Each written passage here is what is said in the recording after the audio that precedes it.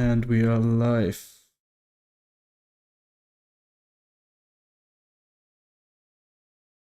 I am going to talk to Eldrazi today. And I have to figure out all of this Discord, streaming, split screen.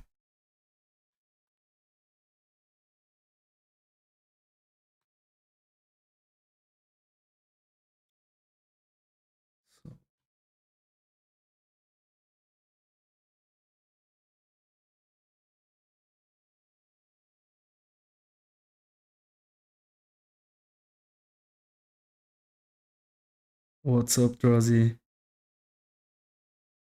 Good, man. Can you hear me?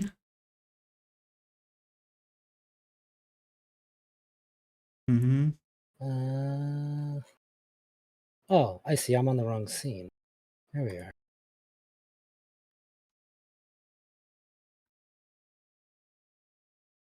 Beautiful. And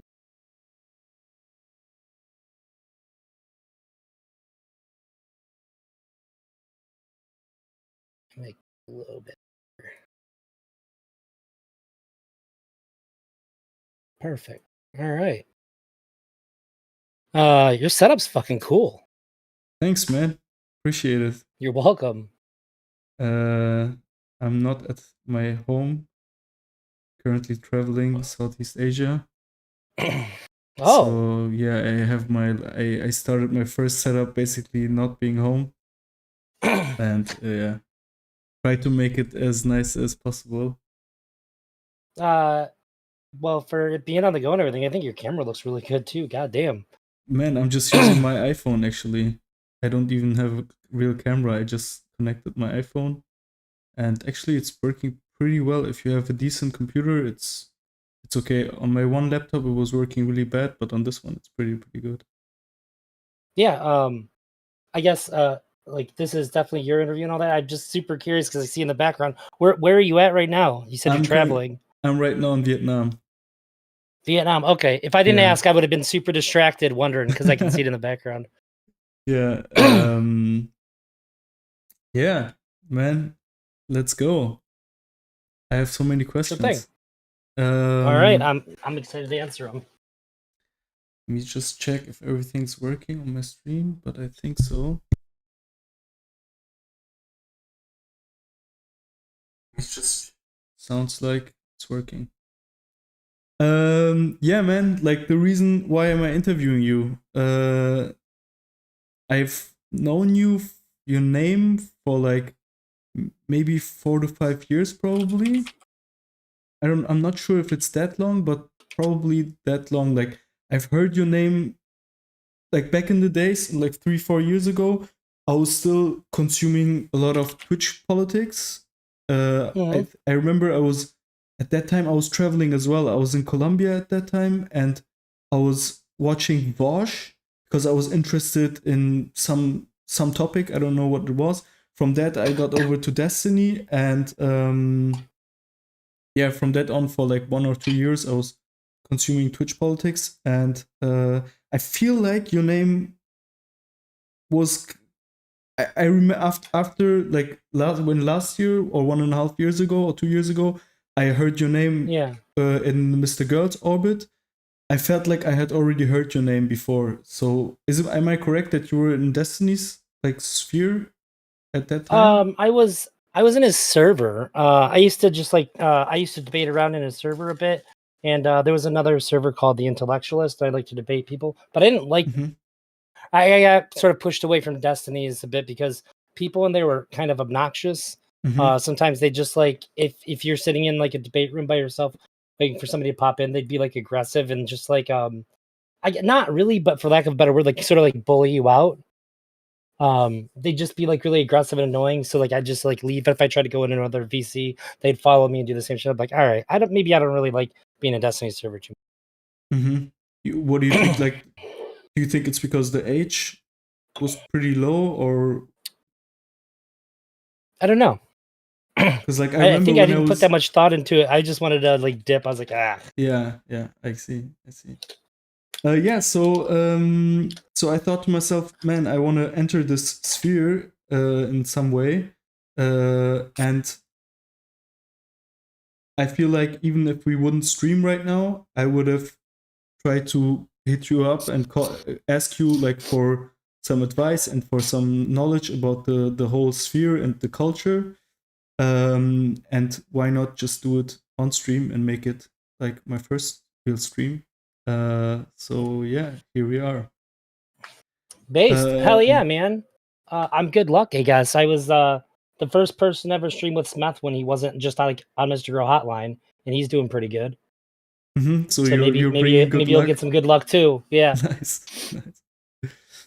Uh, yeah, I actually the first thing I really want to talk about with you is being an orbiter, because it's actually something I don't want to be, but uh, I don't know if you have the choice. Like I don't know if it's a choice. So yeah, what would you say? What is an orbiter to you? So I'd say an orbiter is somebody who depends on a larger streamer for their content. And so I feel like it's kind of a title that gets like thrust upon you. Like I mean you could set out with the goal to become an orbiter. And then I guess you just would be as well. But if you don't want to be an orbiter, then I would say that you would just have to make like organic content.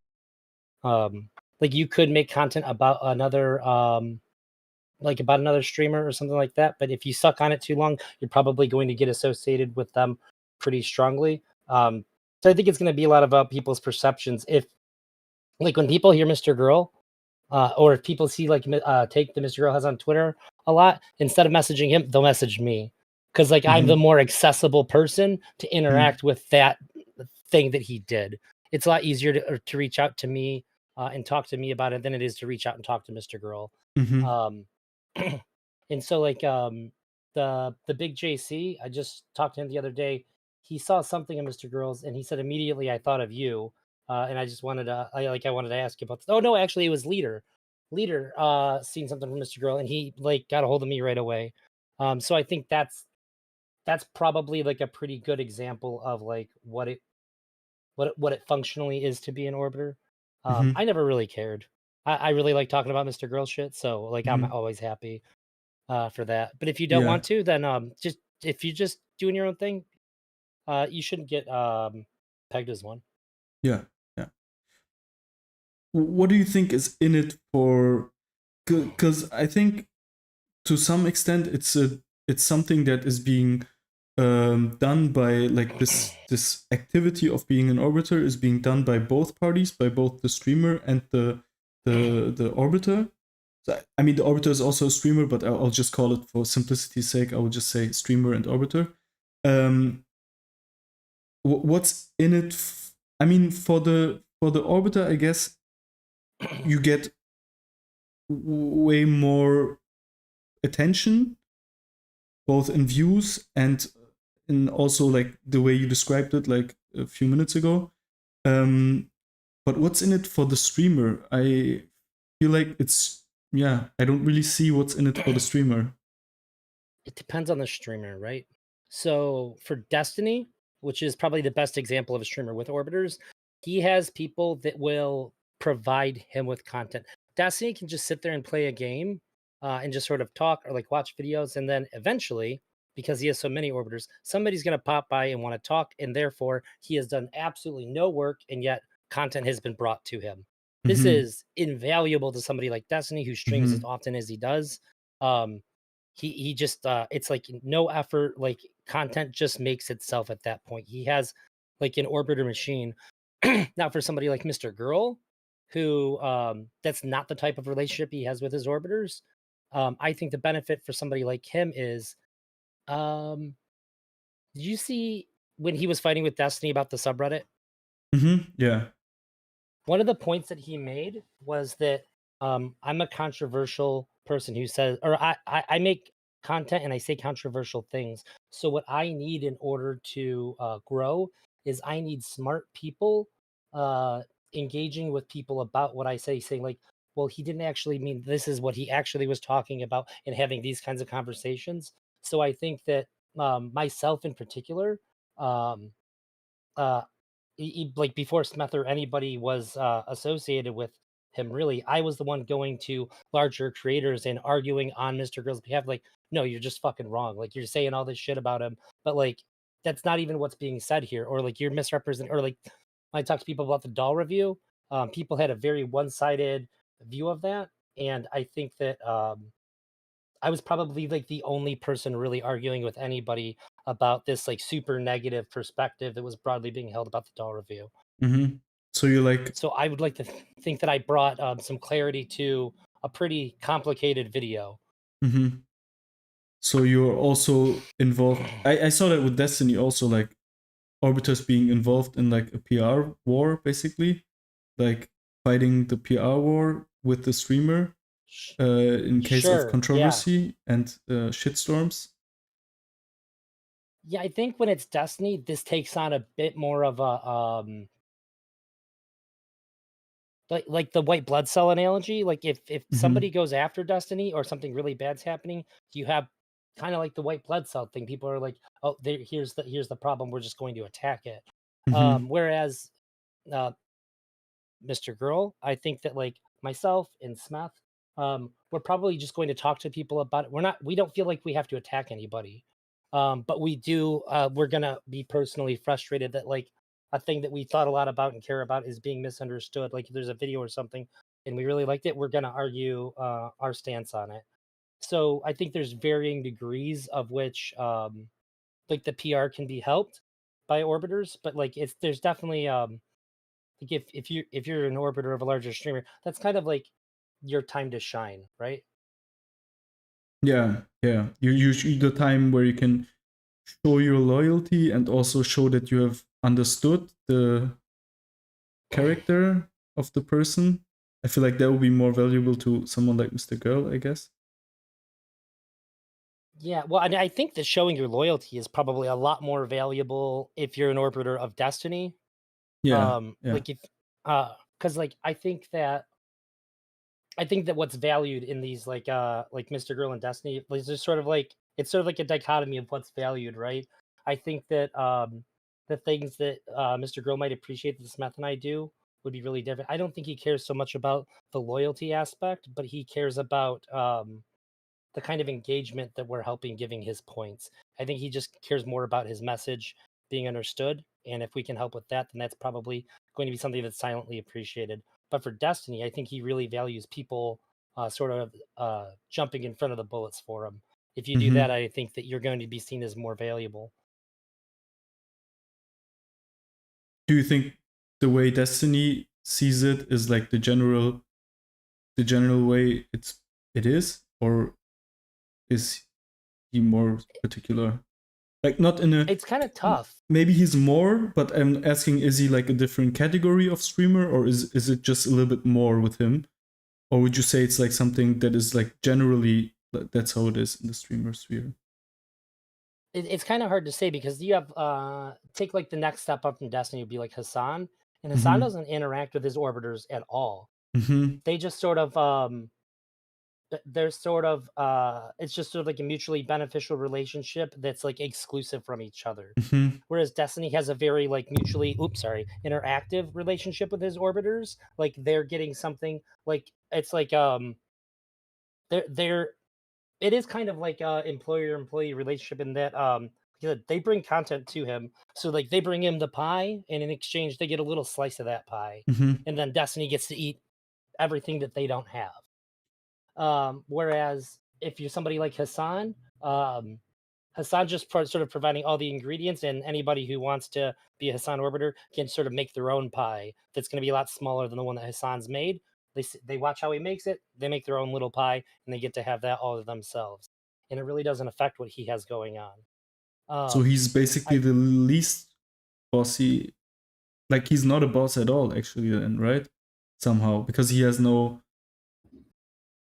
he does nothing to help them, but if he wanted to, he could seriously hurt them. I think as well. But I Because if guess you're a he. fan of his orbiters, you're probably a bigger fan of Hassan. Hmm. So if Hassan were to say like, "Hey, fuck this guy," then I think it's probably over for them. Hmm. Hmm. Um, Why? but I don't know if that would work with Mr. Girl and Mir Smith. I think if Mr. Girl said something negative about Mir Smith, it wouldn't impact us in that sort of way. It would hurt our feelings.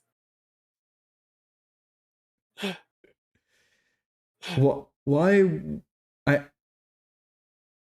I agree that the relationship can be like boss and employee, but I don't get why. I mean, if I want to have a boss, I can just go get a job, right? Like, why would you? So what's easier? Is it easier to start your own company or is it easier to find an employer? Yeah, yeah. Of course, it's easier to to find an employer, but if I wanted to have the easy route, I would never like go for this. Like Yeah. some niche, like what we do is pretty niche. I mean, it's not something that is like, it's not very promising in any way.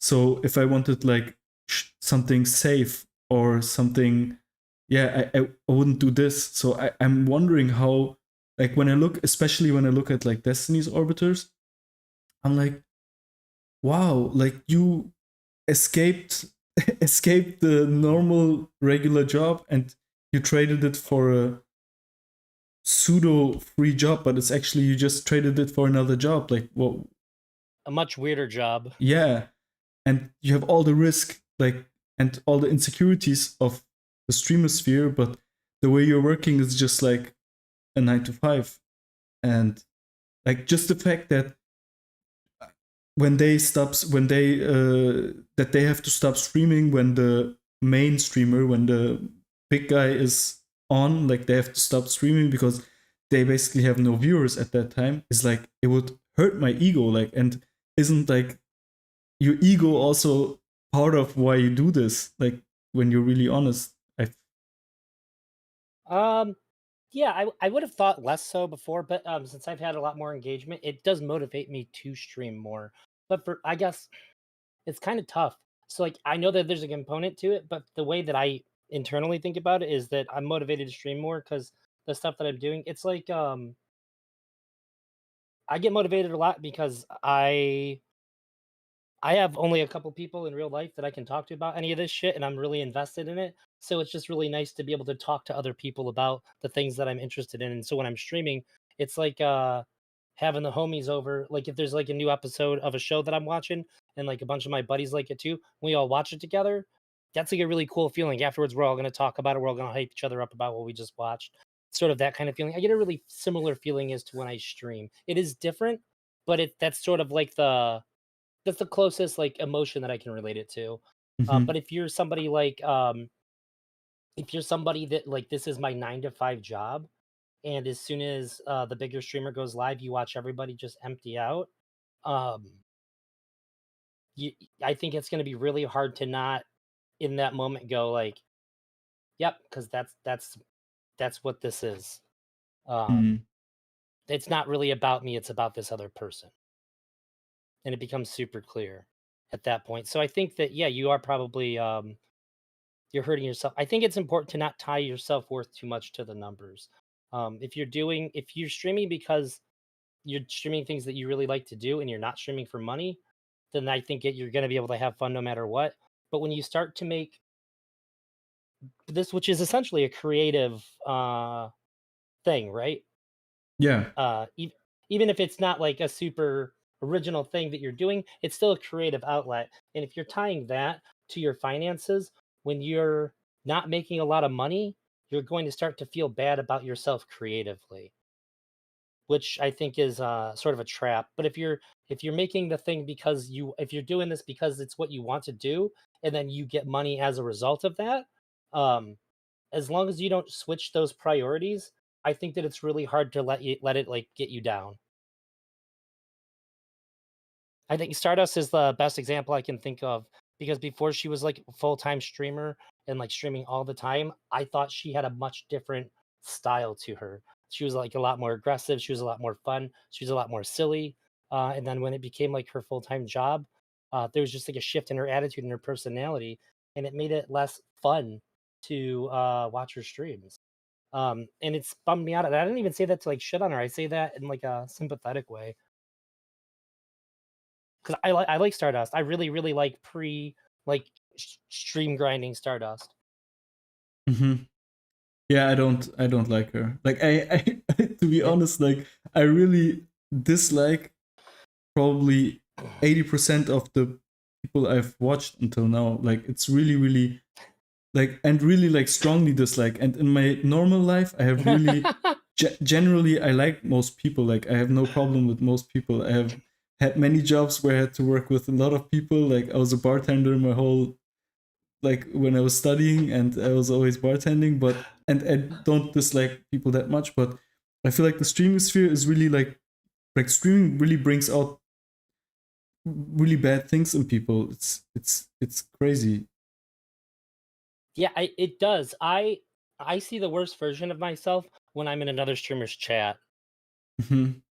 I get so easily motivated to just like say all like the meanest jokes that are in my head and shit, and then afterwards I'm like, dude, I need to fucking chill out. Like I would never talk like this if there like if I was around like other people. Like if it's I talk in other streamers' chats the way I talk when I'm watching like a reality show with my wife and I'm just shitting on who's ever there just to make my wife laugh because it's funny to say something awful. But like I'm saying this in front of a bunch of other people in the chat to somebody who might actually see it. I'm like, that's not I don't feel good about this, but it took me a long time to notice that that's how I was behaving. Do you read?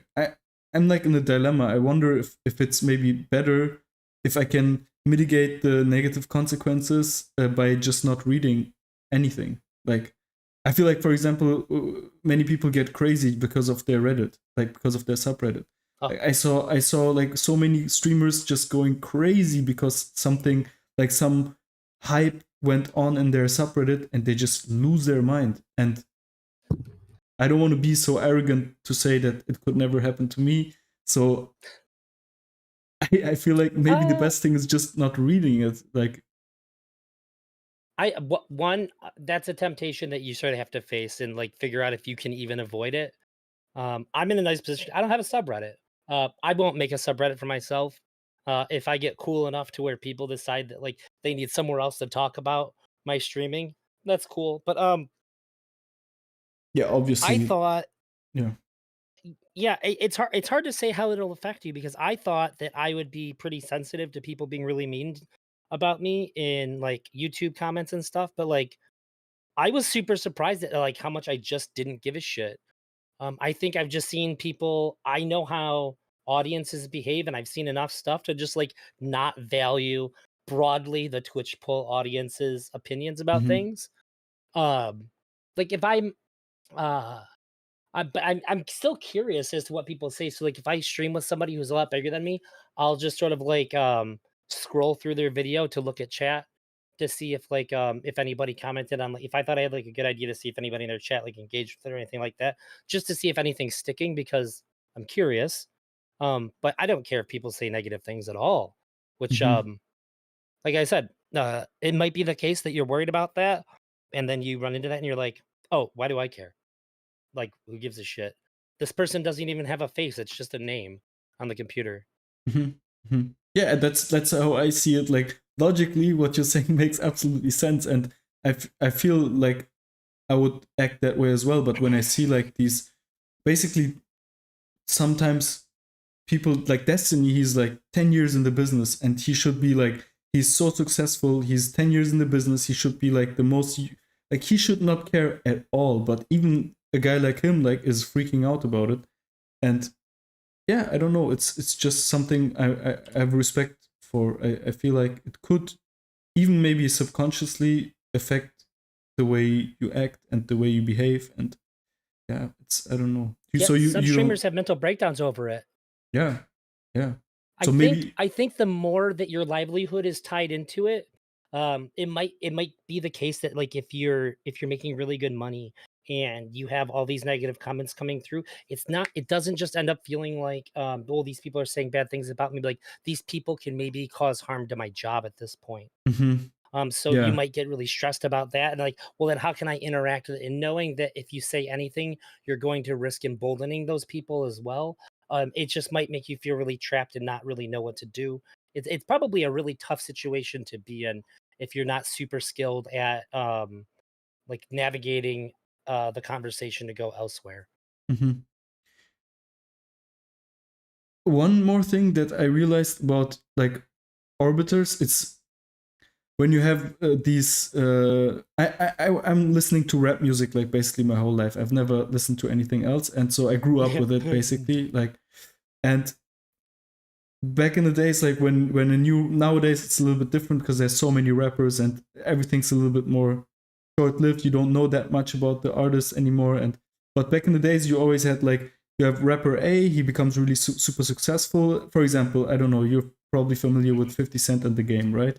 So Yeah, in like the 2000s era, I listened to rap almost exclusively. awesome. So that's yeah, Golden exactly. age of rap. Probably my yeah, the first one. Yeah, for me too. Yeah. But basically, like 50 Cent gets super big, then he signs The Game, and he becomes super big as well, and then they have a falling out, and like basically you have the emancipation of the artist from the mentor basically, like, Sure. and you have that like so many times and so many, and also you have that in. I feel like you have that in different genres as well, and also in different in many branches you have this, I think.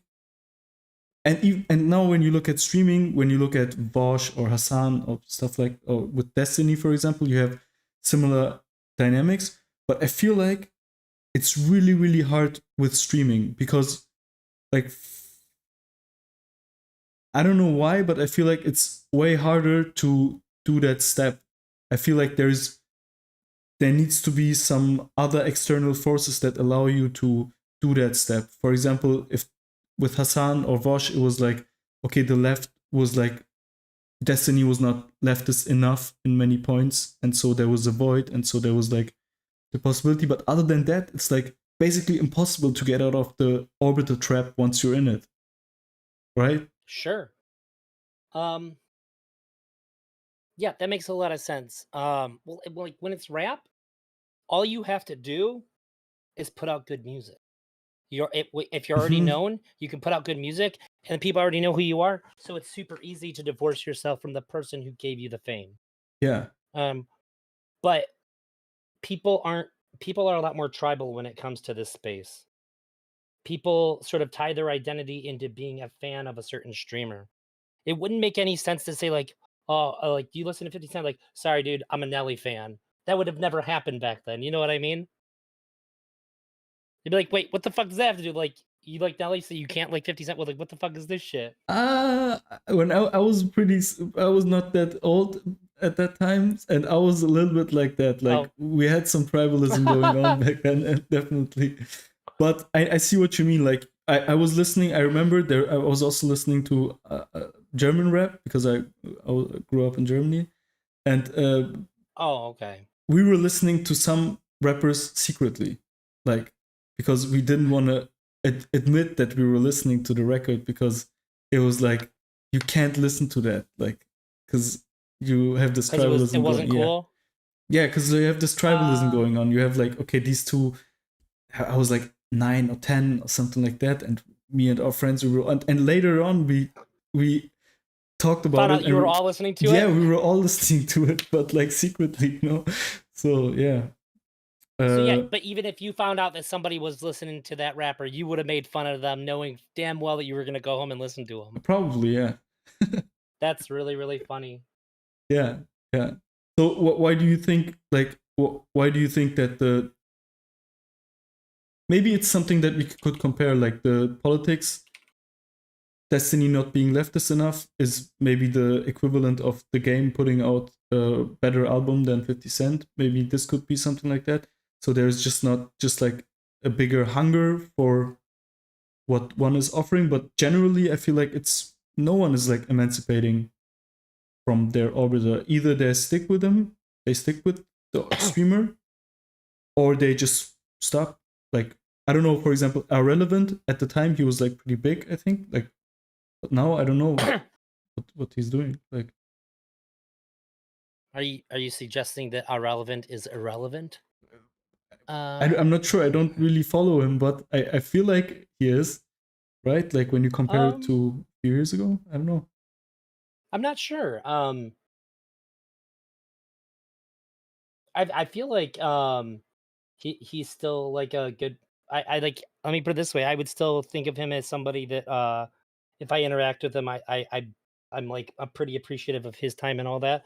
Like I guess he's always been pretty cool with me. I know that if I ever want to call in on his show, he'd let me. And that like whenever I've invited him to do something, he said yeah. So I feel like he's just sort of like middle of the road to where like Hmm. if a bigger streamer like sort of taps him in, like he's going to come because it's super good for him, Hmm. but he's not so big to where like he's out of my reach either. Like if I'm like, Hmm. hey, irrelevant, do you want to come do this thing? And if it's not like an issue for me, yeah, for sure. Like he Hmm. he moderated my debate with Brianna Wu. Hmm. It was like no problem. It was like instant, like, yeah, of course. When I did the male sexuality like roundtable conversation, they're like, yeah, of course, like right away. So I feel like it just depends on your scale. He was never like Destiny big, um, but he's always been, I think he's like does good enough to like he's probably paying some bills at least, you know. Um, but I don't but he is as far as I know, like he still seems like he's in Destiny's orbit, but he might dispute that himself. I don't know if he thinks of himself as in it. So it's sort of You, a question of do you have to consent to being in the orbit to actually be an orbiter? Which I'd say probably not. yeah, I think it's a label that like the outside is giving you, right? Yeah, it's well, yeah, it's an, but it's also like a descriptor too. It's like Hmm. you could argue against it and make like a good case that you're not. Like Hmm. I think there was a case to be made at a certain point. At a certain point, it would have been tough to say if Lav was a Destiny orbiter or not. And at certain points, it was clear that she was. So it just depends. But I think that whether or not you get hit with the label is going to determine how people look at you a lot.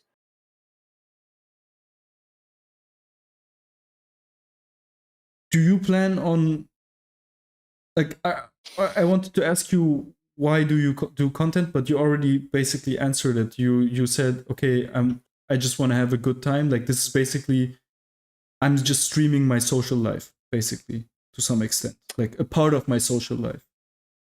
Kind of. It's like yeah. When I stream, it's like a separate uh social life. Kind of yeah.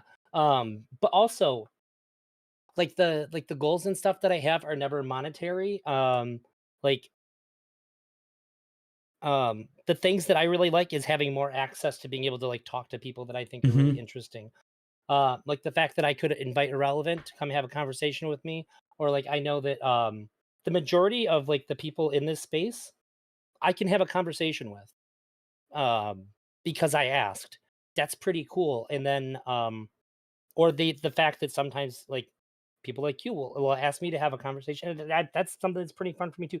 These are sort of um like milestones that are important to me. These are the things that I like take pride in. Or like I've gotten several donations from Lex Friedman in the last couple of months, and some really kind words from him. Huge to me. Oh, like, oh my God.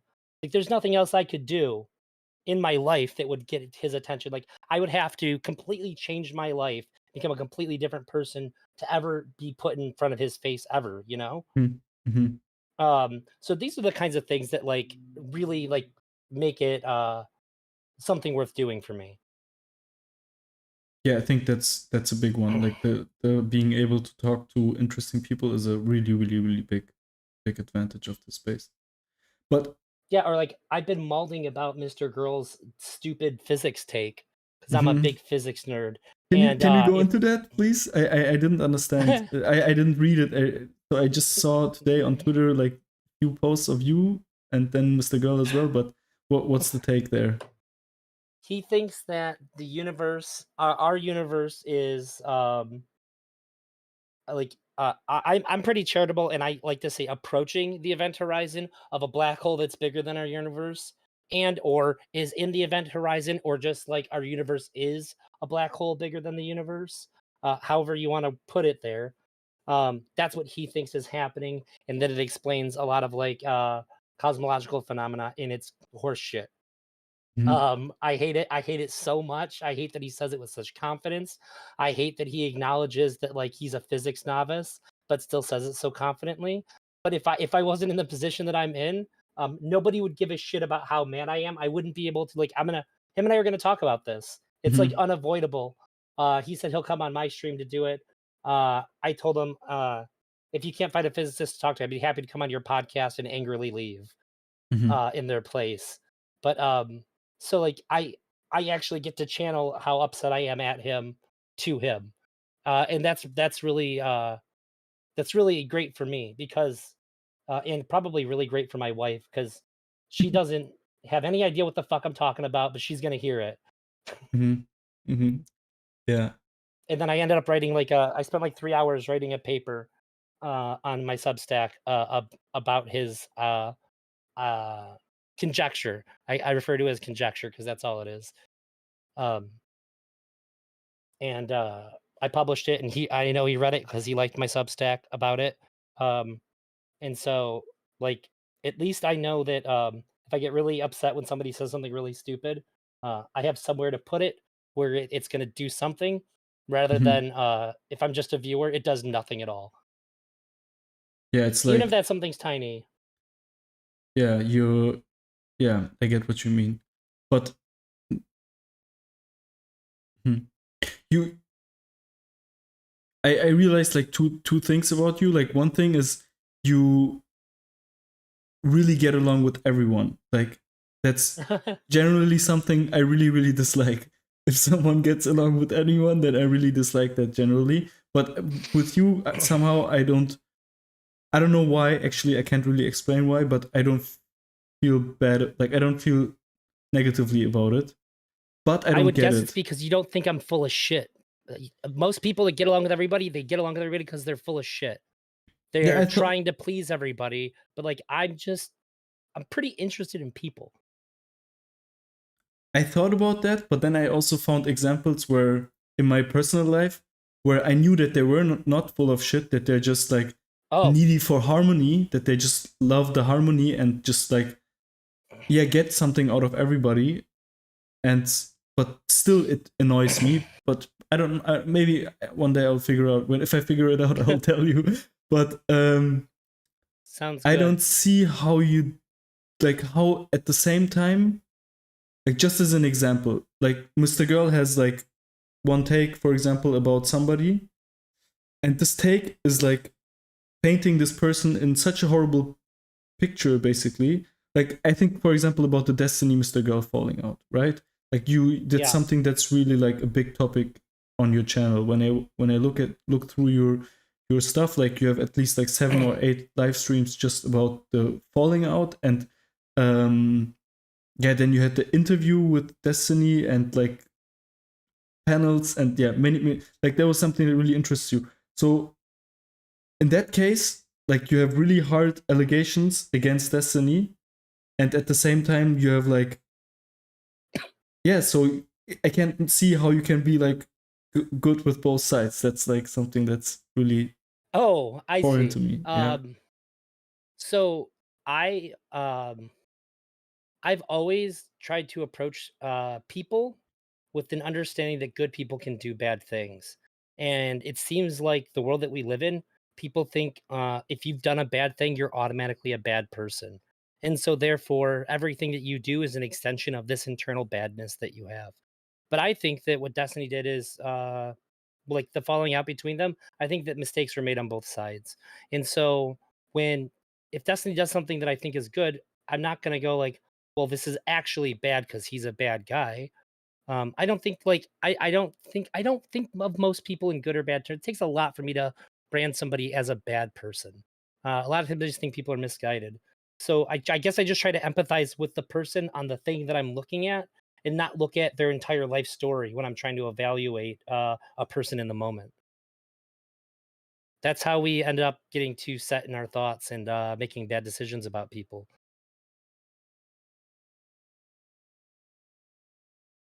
Does that make sense? Kind I of, don't know if I was but too in my own head. no, I get what you said, but I feel like if if Destiny is not, it didn't do something that bad, like then you should be like, how can you make a report about somebody where you want that journalists read that and cancel him basically? Like how can you want him to be cancelled? Like then I would expect you, if I have that explanation from you, I would expect you to go to Mr. Girl and say, stop it, like you can't destroy this man's life. He's not a bad person, he just did something bad. Right? I don't think that the report ever had a chance of really hurting Destiny. I never thought that. I thought it was a Really? suicide mission the whole time. Yeah. Like I thought that Mr. Girl had to do it because he believed he needed to do it. Hmm. I think that for Mr. Girl, the report was him, it was his repentance for ignoring the things that were right in front of his face that offended his own moral identity. Particularly with Anna. He brushed her aside, and I think that when he realized that he was complicit in things that he didn't agree with because of financial incentives and like fame incentives, I think that it really freaked him out and he needed to do something to correct that. And part of correcting it means doing something that would make it impossible for him to go back to how that was. So That's the way I view it. mhm. So basically you saw him throw a punch, but you knew he was gonna fall down. He was not gonna, the punch was not gonna land. Because I feel like Yeah, well, kind of. uh, So it's more like this. I'm pretty nonviolent guy, right? But if I'm gonna get into a fight with a person, it has no bearing on whether or not I think I'm gonna win that fight. It's about either um, if you're not gonna stop doing what you're doing, then you're gonna have to kick my ass in order to keep doing it. There's no way around that. You're either gonna stop, I'm gonna kick your ass, or you're gonna kick my ass. I think you're probably gonna kick my ass, but that's gonna be the price you have to continue doing it. I just cannot sit here and allow this to happen anymore. So I don't did really you, care about winning. wouldn't then the consequence be that you should have stopped Mr. Girl anyways to still stop him because you don't want him to go on a suicide mission? Or did you No, just, no? Why not? because I wouldn't want anybody to stop me from getting my ass kicked if I believe that strongly Mm-hmm. in stopping and in doing my best to stop somebody because it's not about the effect that I have. It's about me doing what I think I have to do. So I think for him, the purpose of the report is him doing what he thought he had to do. Mm-hmm. And that's like not to sound like really a new agey about it, but like that's just like his journey. He had to do that. If he didn't do that, I don't think if Mr. Girl didn't write the Destiny report, I don't think that he can look at himself in the mirror anymore. I don't think he can sleep at night. And I understand that because if I it's the same reason why I can't just go like make myself some bacon right now. Like I'm vegan, so I can't just decide to stop doing it because I don't feel like it. I wouldn't respect myself anymore. I wouldn't like myself anymore. Mm-hmm. So I just think that in that sort of sense, he never had a choice. And if I stopped him, um, what does that make me? Like I'm gonna be the catalyst to make him live his life full of regret and hate himself. I don't want to be that guy. I also don't believe in stopping people from making their own choices. I could have seriously helped one of my best friends my entire life avoid jail if I would have just not let him do like we smoked weed together and my bag of weed was always his bag of weed. He was on probation and I was like, dude, you know you can't. But I was like, look, my weed's always been your weed. Like it's not like this is invalidated, but like if you smoke it, you're gonna be a fucking retard and you're gonna tell yourself you can take niacin and it'll flush your system out and it's not gonna work and you're gonna go to jail. But I'm not gonna prevent you from smoking. Like that's on you. I really hope that you don't. And he did go to jail. But that's on him. But physically, like I don't mean like, but you said, dude, you like those are the consequences. This is what's gonna happen. This is stupid. Like, yeah. Yeah. So that's really how you feel about this Destiny situation, right? Yeah, when I was 13, my friend Mm. told me that they were gonna, hang themselves, and I tried to talk them out of it, but I never tried to stop them either. Like, I didn't feel like my whole life, I've never felt like it was okay to try to stop somebody from making a choice for themselves. I think now that Mhm. I'm older, in that instance, I have a better understanding that, like, you're not really deciding that for yourself. You're in a kind of way where, like, you're not really making decisions for yourself. Your brain is improperly functioning, and I might step in now, but, like, I've always felt really, really strongly that you don't stop somebody from deciding what's right for them.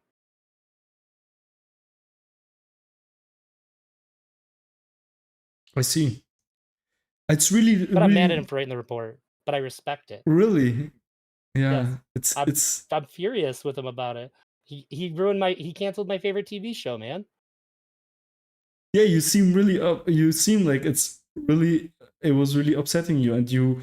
It felt like you really had to go through the divorce of your not parents, but like you know what I mean. Like you were like this these streams. I haven't watched them all, but partly it was like you had to go through what happened. How did it all go to shit, basically? Uh, Yeah. It did mean a lot to me because I really value Mr. Girl as a creator, um, and he bears himself out a lot. So, like, I value him as a person. I think he has, a really good way of bringing controversial things to light, which I think is important, and, he ruined something that I thought was extremely valuable, which was getting people to think about things in a different way, getting conversations that are impossible for almost anybody else to have, publicly, and this is I mean, it's not he's still online, he's still doing stuff, but, like, it's not the same. He destroyed the impact of it, and it's hard to watch somebody do that. It's like watching somebody, destroy a piece of art, you know? It's it's, uh it's infuriating, but it's your art. I can't stop you, but, like, Jesus fucking Christ, I wish you didn't do it. I respect the decision. I know why you had to for you, but, like, that doesn't change how I feel about it. So, yeah, it fucking sucked. I really dislike the interview you did with Destiny because The first one? it. I think I just saw one and I Okay. couldn't finish it. I just like maybe watched like 15 minutes of it. Not because because you did a bad job or anything, but it was because like maybe it was performative on his side to like show the audience that he doesn't care about the whole falling out and stuff, but it was like so like the king on the throne and the guy, the journalist coming with this small notebook and asking him for an audience, and like the way his whole posture, like the whole body language of the both of you was like so. I was like, doesn't matter how much money you make or how many people watch this. Like, you guys are just two dudes that sit in front of a camera. So why the fuck is it like so? I Is think the it's the power first one. differential so visible, and why do you live so much in this power differential? It's like, yeah. You think it's the first one? It was Um, performative. no, I think it was the first time, like, when I interviewed him Ah. about Mr. Girl and I just asking him questions, right? Mm-hmm. Yeah, when I this is the first time I ever talked to Destiny. It was, Mm-hmm. like, the biggest deal in the world to me. Yeah, I And then could afterwards, tell. it's like, that kinda fucking sucked. Yeah. He was, like, way more interested in the game that he was playing than Yeah. talking to me. That's so. And I got 0 Destiny energy whatsoever. Mm-hmm. And yeah, I was pretty bummed out because, it I could have just as well been talking to, like, a Destiny AI and gotten just as much out of Yeah. that. Yeah. Definitely. Like maybe even more. Probably more. Yeah. And the like that's really like I already thought about that before, because again like in like I was like, okay, I'm never gonna do that. Like I'm just not gonna talk to streamers that are like so much bigger than you, because there's always the risk of like, yeah, of making you feel like they do you a favor. And it's really like, I mean, right now you are doing me a favor basically to a certain extent, but it's like still chill, you know, like Yeah, I maybe still feel like definitionally, but I don't think of it that way. yeah, yeah, that's yeah. But so yeah, I really dislike that, and at that point, I think I would also lose my sympathy, but you don't. So you're like you really like getting along with everyone, right? I like connecting with people. Mm-hmm. If I'm talking to you, I want to understand. I want to. There's no. There's nothing in it for me if I can't get a better understanding of who you are. Mm-hmm. I like to when I'm interacting with somebody. I like to. I guess it just there's a connection you can have with people when you approach them a certain way, when you engage with them a certain way, where you feel like you've gotten a better understanding of who they are, and I think that's something in and of itself is valuable. I like Mm-hmm. uh I like that in life. Um and I think that's probably why I guess I'm not super sure as to like my underlying motivations to it, but I see like a lot of people interact with each other, but like they don't give a shit about what they're saying to each other, or like they say things they don't mean, and I think that's really weird and it freaks me out. Mm-hmm. When I'm talking to people, sometimes people will get irritated with me because I'll ask them a lot of questions about what they say. They think like I'm investigating them, trying to call them a liar or something. Like, I just want to understand what you're saying. Like, why am I talking to you if I'm gonna have to guess about what you mean when you say stuff? I'm talking to you. Let me understand you. Words are just like the best thing that we have right now to take what's in here and put it into your head. And if I'm unclear about what you're saying to me, then like, and I don't ask, I feel like I'm being dishonest with you. If I nod and act like I understand and I don't, I'm lying to you, and I don't wanna lie to you. Do you feel So like I think you have to have some empathy in order to get there. do you feel like is that why you didn't dislike the you is that why you disliked the conversation with Destiny, because you felt like you didn't do that enough? Yeah, it was completely devoid of any connection whatsoever. Yeah. Yeah. What do you think about how like people like your fans trying to change you? Like that's something that all the streamers have to deal with all the time. And last time you had a discussion with Counterpoints, if I'm correct, like a Yeah. few maybe a few days ago or a week ago, and after that, two of your fans called in and they were like, "Why did you let him roll over you? And you have to be like more hard on people, and you can't." Yeah, I don't know. It was like a critique. I understood what they meant. Yeah. Yeah, what do you I was think just about? blind to so I thought it was really useful that they came in and told me that because I didn't see that in counterpoints at all. What they said made a lot of sense, and I was trying to think about how I could navigate that because I thought that when I was interacting with him, he felt so commendable to me. It felt like he was doing his best to be respectful, and so I have to consider that maybe I'm misinterpreting that because Mhm. I like being nice to people, and if I and I know that because of that, sometimes I'm nicer than I ought to be on stream. I know I like there's a thing in my head says like I know I need to be meaner in certain situations when I'm streaming. Um, but it's difficult for me because I don't necessarily want to be mean to people. Um, but I know that I can be. Well, in theory, at least I can be. It seems like I'm pretty fucking bad at it when I'm streaming, and sometimes I'm mad at myself because I'm like, why weren't you like? It was appropriate to be like kind of shitty right then, and like I think that in the moment I don't see it because I'm so focused on like seeing a person in front of me. But So I think it was a pretty good eye opener when Tuna and F bombs pointed this out to me. Um, yeah, I guess for me, I guess that was a pretty good learning experience. Uh,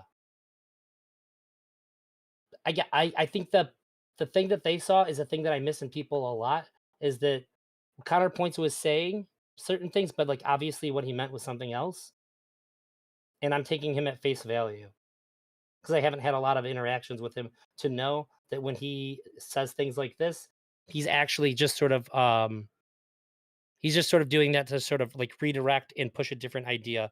He's dismissing what I'm saying, not agreeing with what I'm saying, and then like pushing this other idea in front of me. So I Yeah, think it was kind of, yeah. valuable, But but at the I think that I couldn't have done it any other way the first time around. at the end of the day, it's I mean, you like I mean, you're basically on two sides. Like on the one side, you have people that are criticizing you and want you to change, and on the other side, you are like watching, for example, a Mr. Girl, and you ask him to change, like and like you tell him to, right? Like and but at the end of the day, and I like everybody does that, everybody feels that way. But at the end of the Yeah. day, I don't feel like you should change because then again, you could just take a 9 to 5, like why? Yeah, any changes that I make will be because I'm better informed, not because they push me to do so. So like when they're criticizing my performance in that debate, I'm listening to the criticism, but I'm not bending to the criticism. So I'll use that criticism to inform how I'm going to view my future interactions, but I'm still going to behave based on that new information, how I want to behave. And I'm not Mhm. going to go, well, what would Tuna say about this? No, no, no, no, no. But I'll think like, remember what Tuna said. Do I think this is happening? And if so, how do I want to respond to that? It's just new information that's going to be put through the same lens that I already have. I'm not going to act in a way that is adhering to what they wanted from me, though. It's possible that it could align, but my intention is just to be better informed when engaging in a similar situation, not to make them happy. I don't give a shit. Like if they don't like it, then I like they can come and talk to me about it again. That's fine. But I'm stubborn like that. I've always been like that. One word that is really popular in your corner of the internet or Mr. Girl's corner of the internet is like words like people pleasing, Yeah. and yeah, I really hate the word. I have some personal connections with the word, like in my like childhood, and so Sure. I really dislike the word. It's like really annoying me because like I don't know, I never really saw anyone people pleasing that really was a people pleaser, I guess, or they were still people pleasing, but yeah. So People pleasing is there's always something underneath it. yeah, so what's the difference? Could you? I mean, yeah, could you please elaborate what the difference to you is between being a people pleaser and wishing for harmony or conflict avoidant or Sure. Yeah. I think so people pleasing on its face, I would say, is the kind of behavior that you're going to exhibit when you have an insecurity. You're responding to an insecurity within yourself and you're not really responding to the other people. You're adhering to the insecurity. You're not adhering to the betterment of the other person when you're doing kind things for them. You're adhering to that insecurity. Like I need to I need to make sure that they're happy when they're around me, so that way they don't touch that sore spot on me. This is what a lot of people are doing when they're people pleasing. When they're conflict avoidant, this is sort of like pointing out what that vulnerability is. I can't really handle conflict, so I'm just going to agree. And that's like that form of people pleasing. Like I don't like arguing with people. It freaks me out. I'm afraid if I argue with somebody, then they're not going to like me, and then because they don't like me, they're going to hurt me in some way. I think that's what a lot of people who are conflict avoidant are going for. But wanting harmony with people, I think comes from I think that's probably more where I align with, is that I want to, at least insofar as if I can get a good enough understanding of somebody to decide if I care about them or not, is kind of what I want. I don't want to understand how I'm going to treat a person on bad information. So I have to be charitable. I have to be willing to listen. I have to be malleable enough to where I'm not creating problems for the person so that I can see who they actually are. And then after I kind of get a good baseline for that, then I can decide if I really give a shit about how they feel about how I act, right? I feel like people pleasing sounds like I am a person that really wants to always like make other people feel good, where mostly it's just conflict avoidance, which is like a totally different thing, you know, like don't wanting to Uh, get into conflict can just be like self-defense, like being scared of getting hurt in the conflict, like, and it's so yeah, different to people pleasing that yeah, I don't, and also the second part I have a big problem with is like calling yourself a people pleaser. That's like that's my identity now. Like it's not just something I engage with, but that's now my identity. Like that's just the way I am. Like and that's really like I don't know. It goes in it's this eternal pathologized,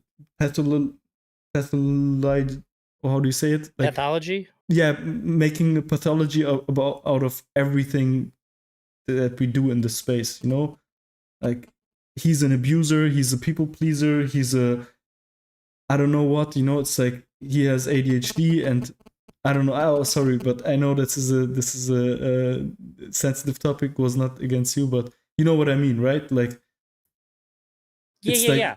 I I think that in order to engage with um, certain aspects of ourselves and verbalize them without it being something harmful, if you say like, I think it's a lot better and a lot healthier when people say I was a people pleaser than to say I am a people pleaser. It's much better to adhere that label to like a past version of yourself. But if you put it onto yourself, it makes it a lot harder to get over that hurdle then I feel like and move forward from it. they just say that to justify how disagreeable they are now. Like Oh, sure, sure. they just Um, say that in order to say yeah, but it's like I'm really disagreeable right now, but it's because I was in the past on the other side of the extreme. Like, you know what I mean? s- so well, I guess what I mean by that is that I think for the most part, these things are boxes that we put ourselves in. So if you say like I am a people pleaser, this means that you're already determining how your behavior is going to be moving forward, Mm-hmm. which means you already sort of have a blueprint for how to behave in a situation. However, I think that there is a value if you are being really introspective about it and go like shit, I'm kind of being a people pleaser here. And I don't like that. If you're evaluating it from the top down, I think there's a lot of value to that because then you can do something about it. But if you're not evaluating it all and you're simply recognizing it and expressing it, that's when you're setting up a plan for how you're going to behave. So there's and I think that the reason why it happens now is because at some point we realize the value of this top down evaluation of our own like pathological behaviors so that we can overcome them. But somehow this has sort of shifted into an acceptance of our pathological behaviors.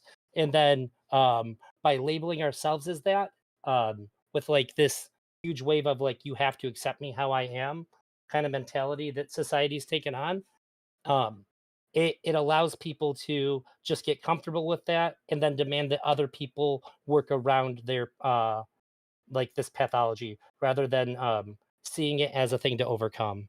So, in order to engage with these kinds of ideas productively, you really have to be introspective about it and have a self betterment mindset in order to do anything about. It. Otherwise, you really are just sort of like fucking yourself over. You're trying to tell other, you're letting other people know how they can take advantage of you, and you're also you're stifling yourself from becoming anything different.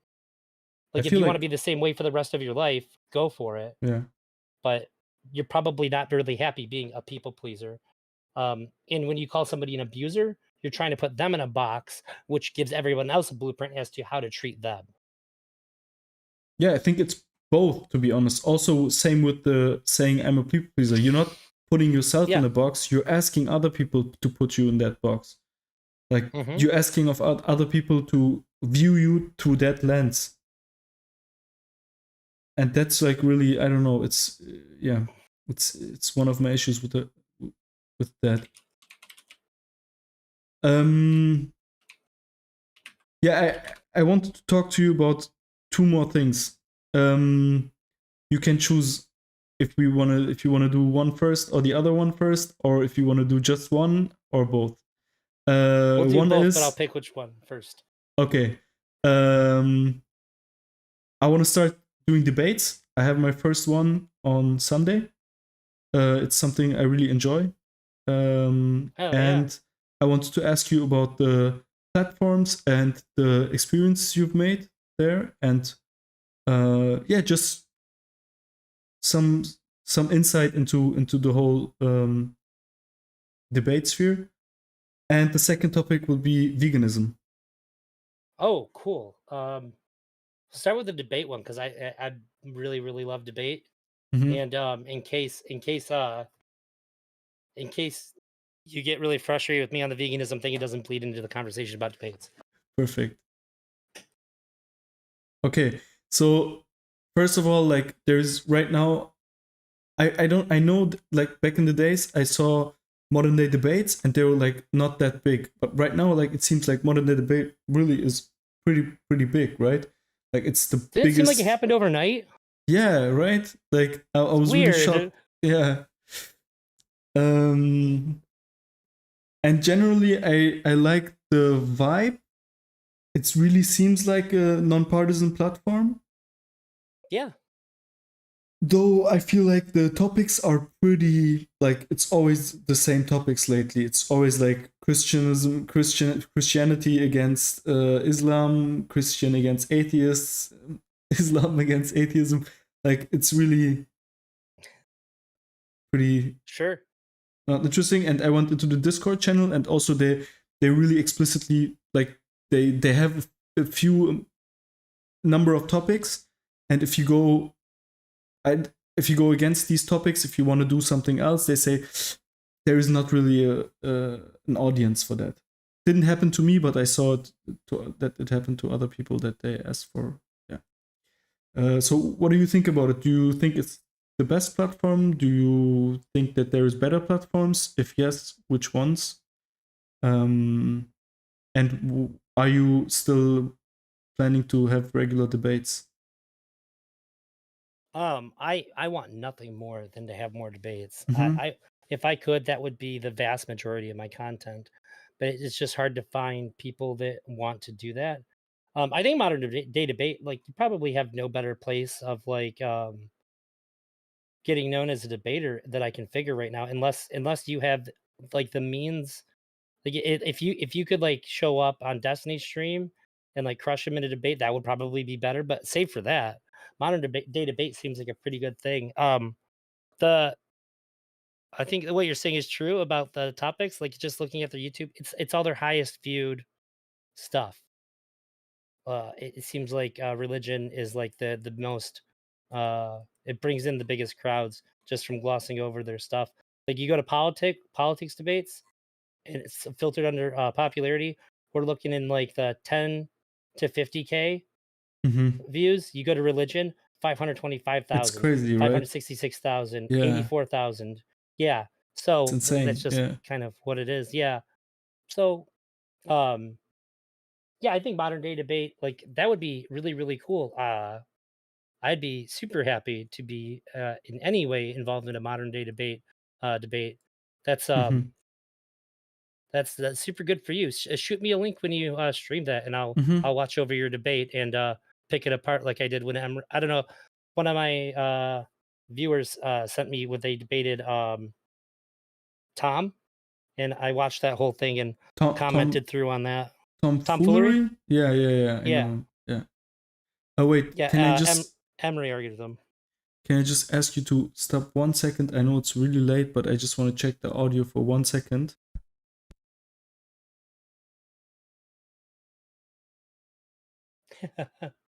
True elk. Religion's always the topic here. All right. It was Oh, good audio. what was your other question about it though? Yeah, if you have other platforms that you could that you think are good. I tried to enter the Crucibles Discord channel. They didn't let me in. It's like insane. It's crazy. It's I crazy. don't like the Crucible.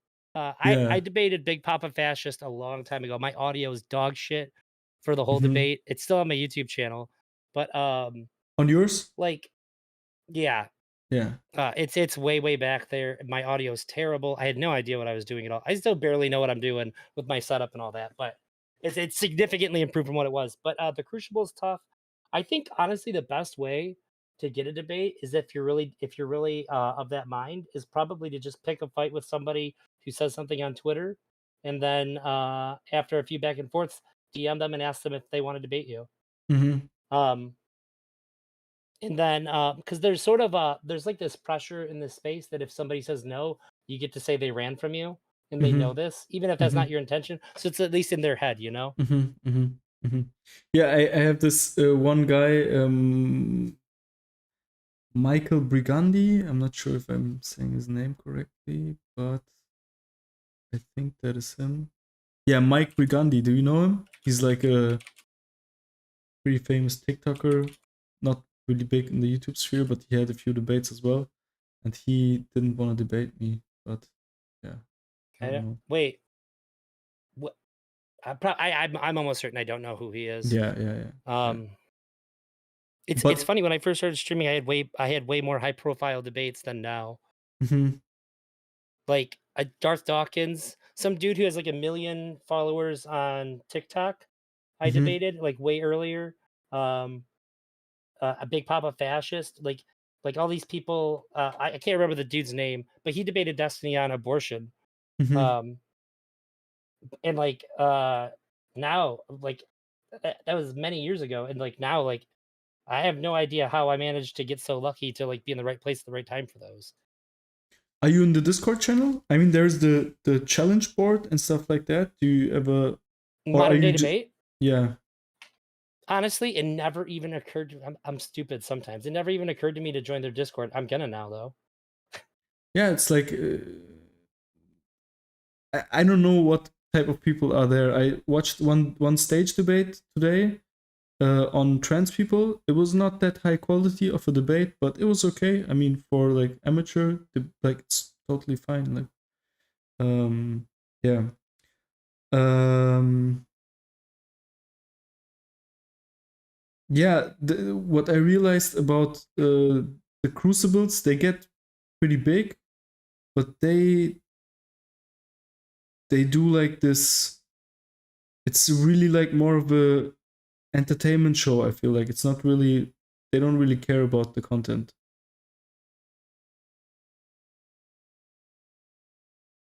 It depends on who's the host is. Mm-hmm. That's what I think. If you have if who's the main guy? Andrew Wilson is like, is that Big Papa fascist? Yeah, no, I mean, who's the main guy in modern day debate? Who's like the main host? Oh, I don't know He's the his guy who name, like but I know started who it. you know. You mean the guy with It the suit and yeah, Yeah, I feel like yeah. if he's the one running it, it's gonna be a good show. If Oh, it's one of he's in these the. guys that I don't know, Mm-hmm. then I don't know. Mm, yeah, yeah. He's pretty good. He does a good job. I think Andrew Wilson is hilarious. Like he's really funny. Like he's entertaining, but it's just yeah, it doesn't do the quality of the debate mostly suffers from it a little bit. Okay, so He could be basically, funny, but I mostly find him annoying. yeah, he can be annoying, but I think that's mostly funny. But yeah, yeah, I see what you mean. Uh, do you have any? So no other platforms that you recommend? I used to debate a lot in the intellectualist server, but I've since left it. So if you find that server, I'd check it out. I used to get debates in there all the time. Sorry, I had some feedback in my headphones. And it was like they seemed like pretty good quality debates. But otherwise, yeah, I've kind of like wondered that myself. What would be the best way? I've been um I've been trying to like sort of like plan a route into finding them because panels kind of suck. Yeah, no, I will never do the panels. It's really doesn't make I've any limited sense. myself if you can find it, if there's a panel and you can get on it and you really care about the thing, do that. Otherwise, don't like that's how I'm with them now. If I really care about it, because that's going to allow me to interrupt people to make my voice heard.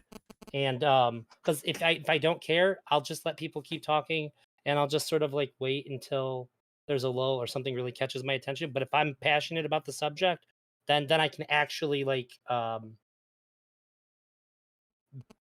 be a person who's on the panel, I guess. There's no point in being there unless you're going to be able to make a lot of noise. You have to like force your presence on them. So I'd But say if you can do it because it'll help you get out there. It'll help people know who you are. If I you have a know, good showing, yeah. but that's the only circumstances that I do them anymore. Like I just did one because I really cared about it. And I thought I had one of my best The panel therapy showings one? on that one. Yeah, Yeah. Yeah, I think so. You did a good job there, I think. I was losing my goddamn mind. That's why. Yeah, you were passionate about it, so you were more confrontational. Yeah. But don't just go on them to go on them. I think that makes I think you just end up fading into the background, and that's not what you want to be doing for you, and that's not what you want to be doing to help you be able to get into more stuff either. So when it comes to actual debates, you tell me if you find a good place that seems like it's generating them, because Mhm. a lot of them that I was in before too, like where I ended up debating Darth Dawkins, they just sort of dissolve. I don't know why. Mhm. It seems like these discords sort of cannibalize themselves. Mhm. Yeah. Yeah, also, yeah.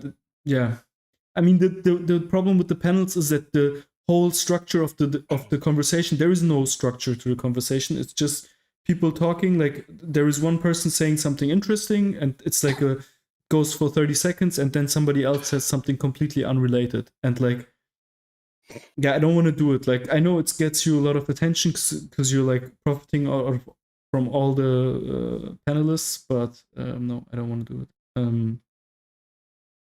Okay. Yeah, I don't know how much of a turnaround there is in followers from them either, because Yeah. most people are going to be watching the host, Mm-hmm. and then everybody else is seeing you through everybody else's stream.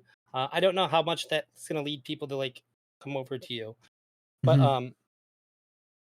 I think it's good for you if you know that you care. Otherwise, like, bleh. Yeah.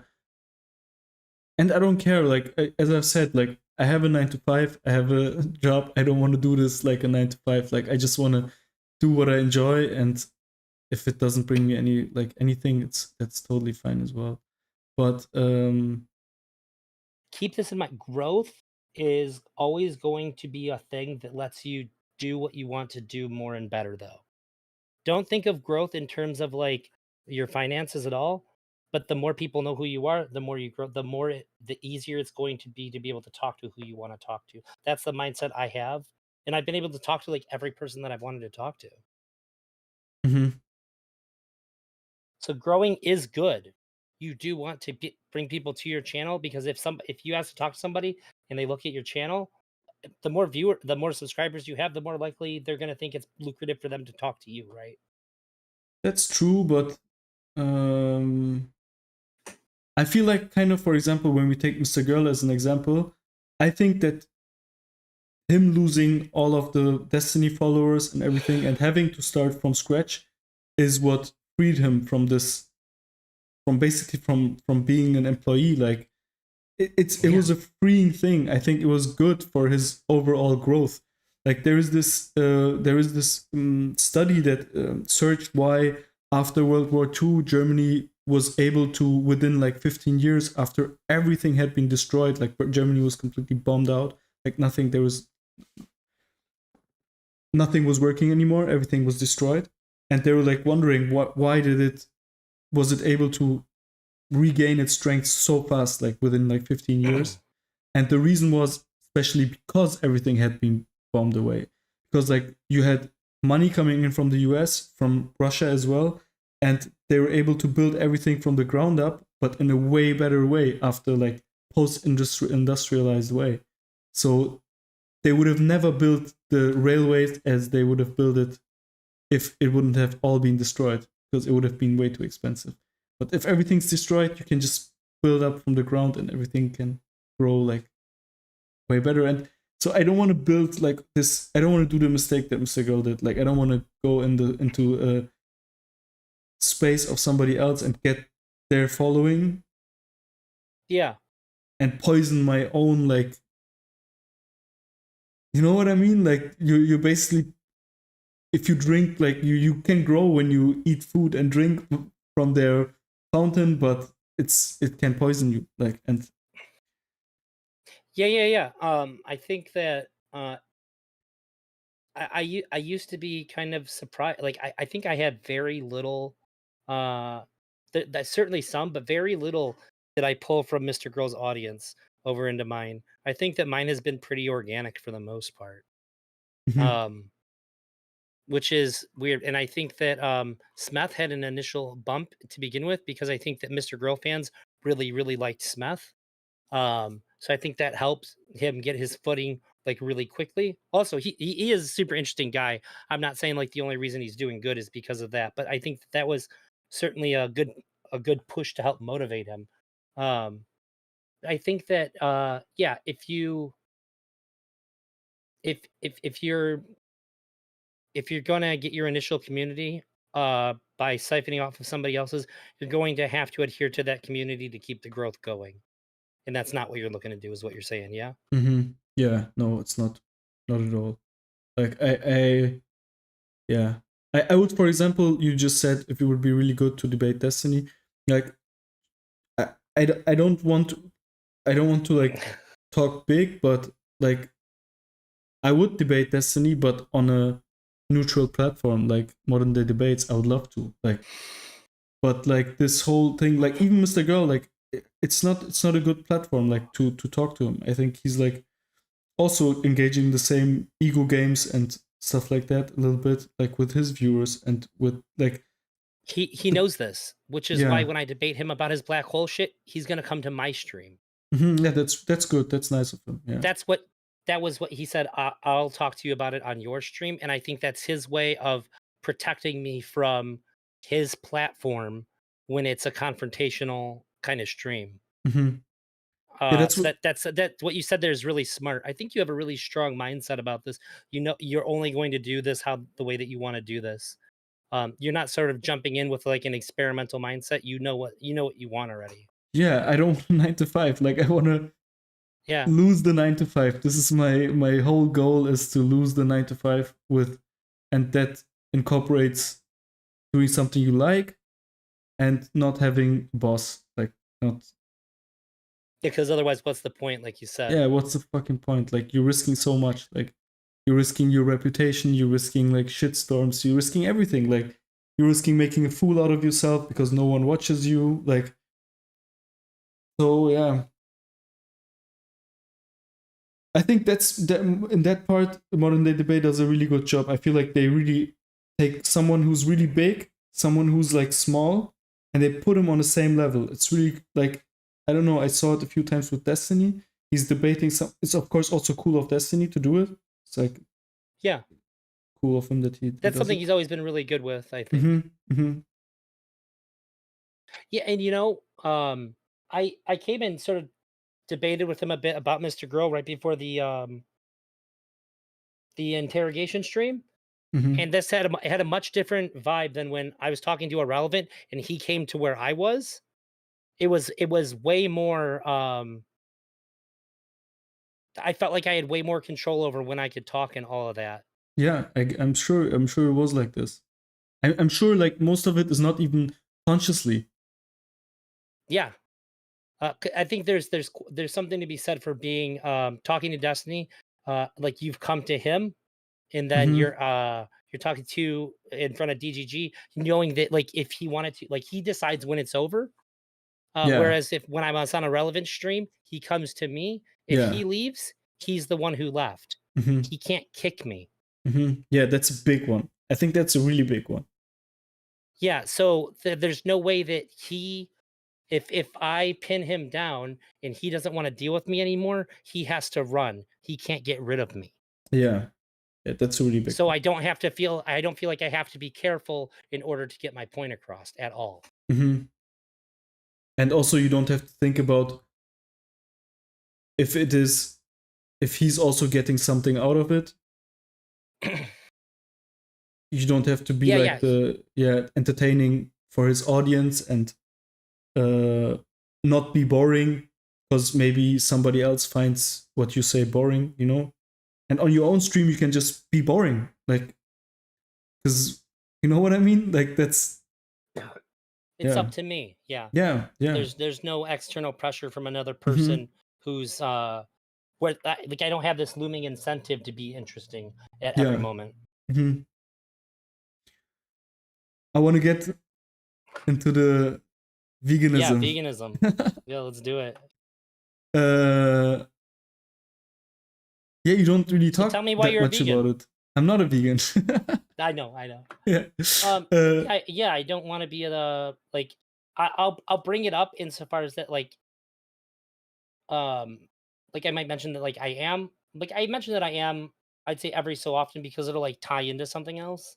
But like, well, obviously I don't think that like, dude, I'm a vegan. Like that's how I'll usually bring it up. mhm.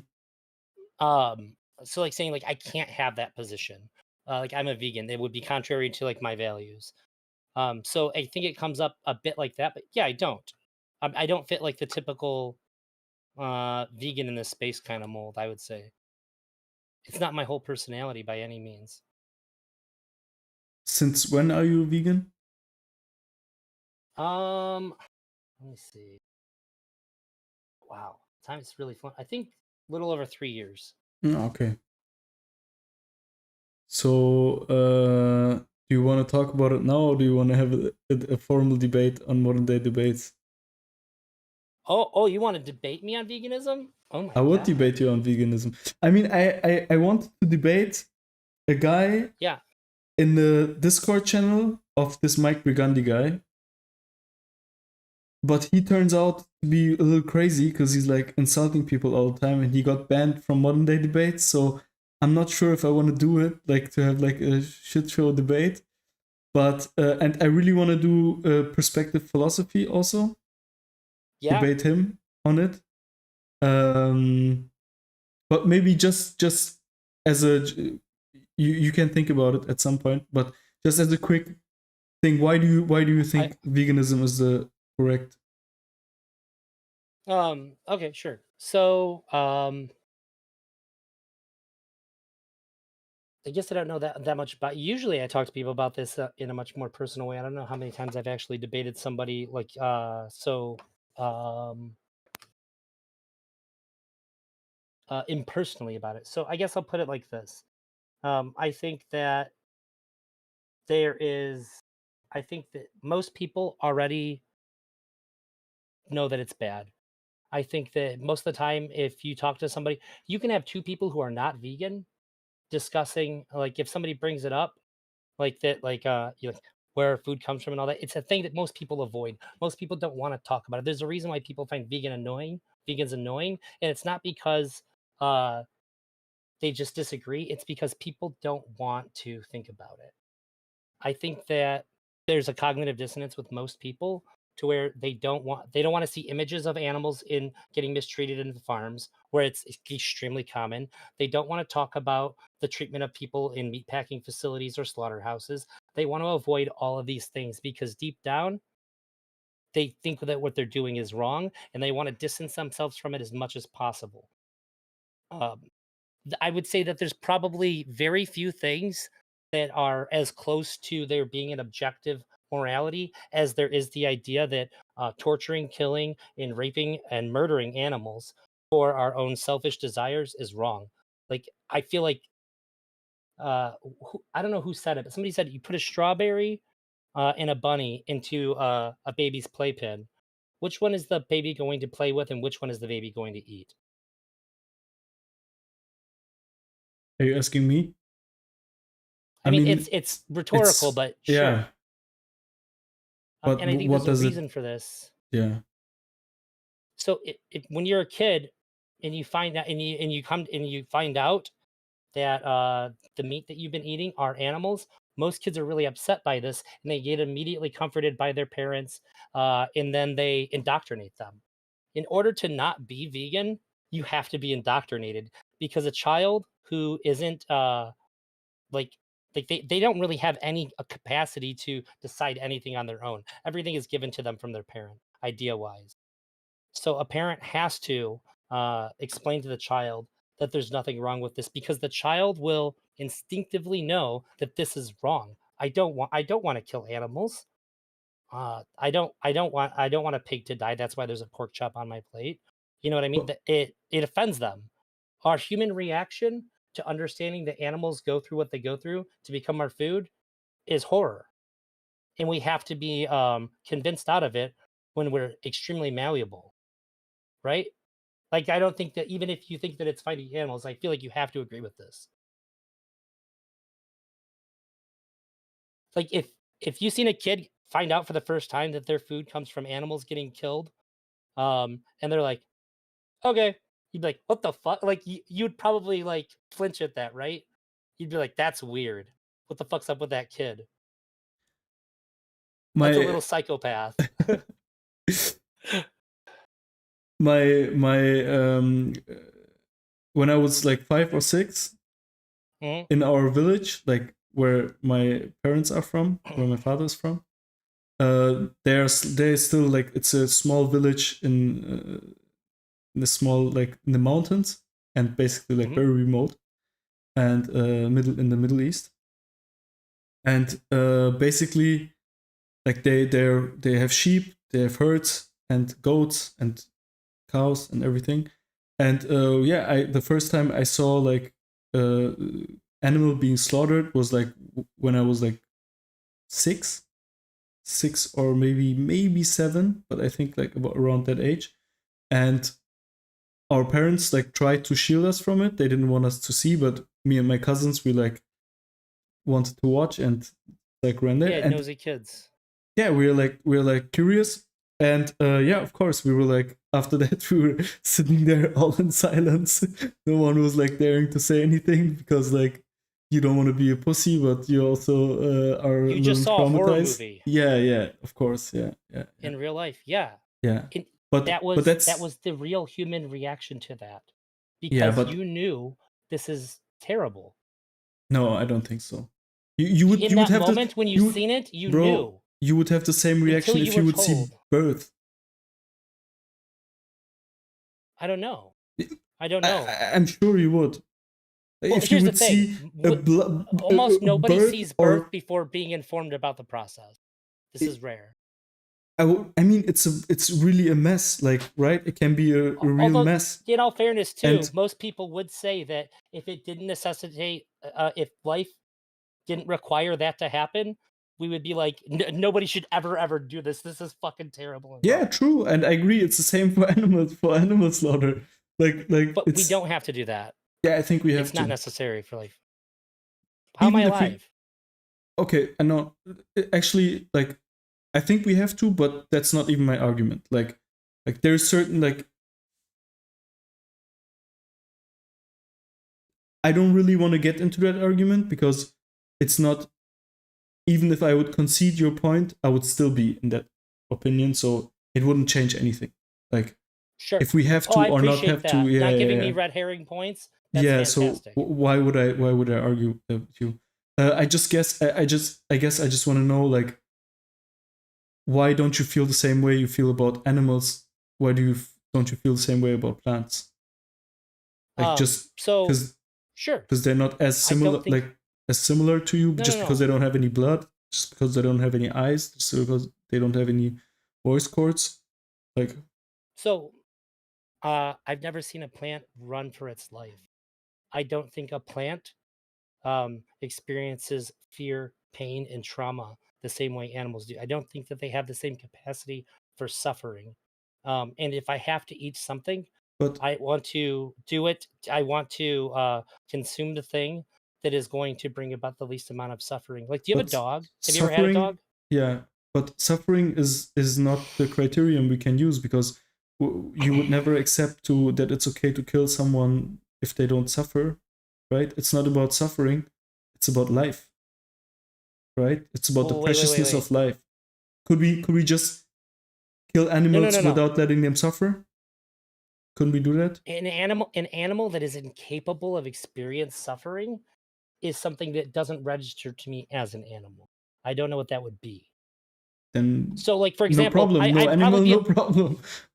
I would probably consider it's okay to eat clams.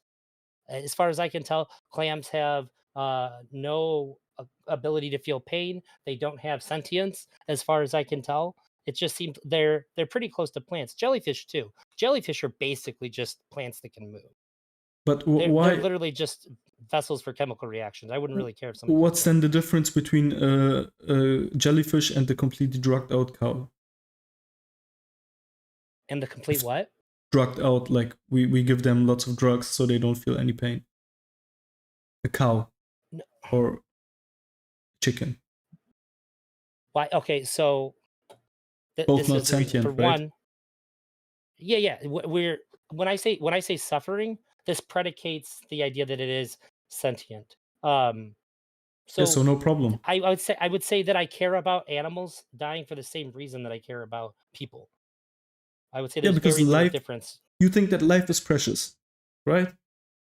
It's not about suffering, Mm, it's about life, like the preciousness of life. well, so let me think.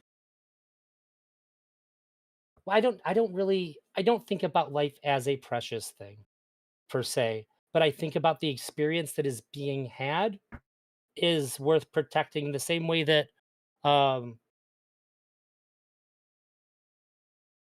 'cause even I don't care about just the death, though. I guess that's the problem for me. It's not just the death that's the issue, it's the entire treatment, the Okay, entire all along the way. let's So, abstract from it. Let's just take the yeah, whole treatment, because with the treatment, I agree with you. Like, I think it's horrible the way we treat animals, yeah, but I still I do think we think the should. killing is bad, but it's all of it. It's all every single bit of this Okay, is but bad to me. on that point, we're in the same opinion. Like all the rest, let's get rid of it, because there we're one opinion. Like in my opinion, like animal slaughter should be like the way we do it in the village in the mountains. Maybe a little bit better. There's a few points I would suggest there as well. Sure, Yeah. and I'm not unreasonable. I'd say better is better. Like I think that if people eat meat, for the benefit of the person, I would say I prefer people to hunt their own meat than to have it raised to be killed and eaten. But I would still prefer neither. So part of the thing that you Why? get with hunting is that sure, because I care about people too.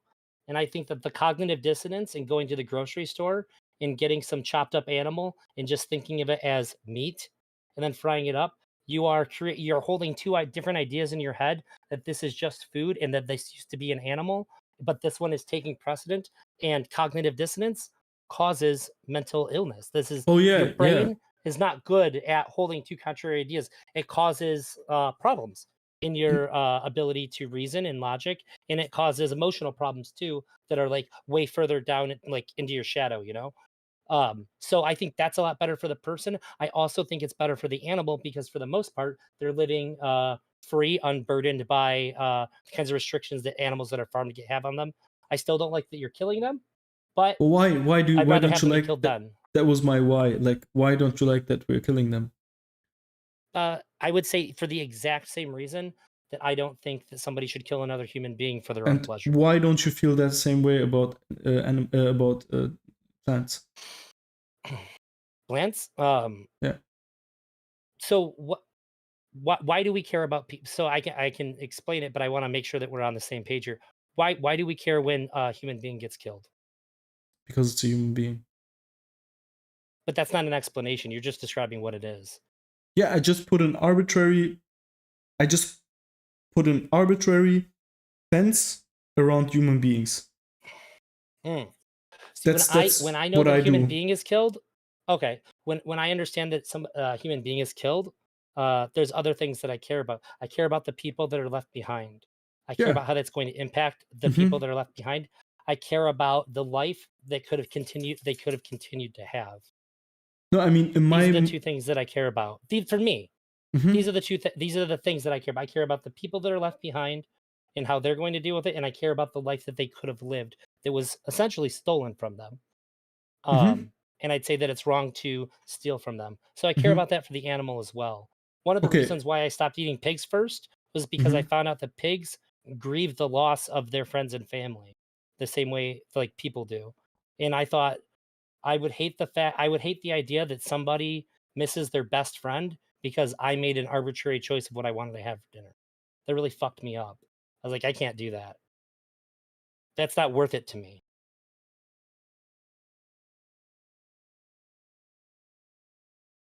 You would never put the life of an animal on the same level as the life of a human being.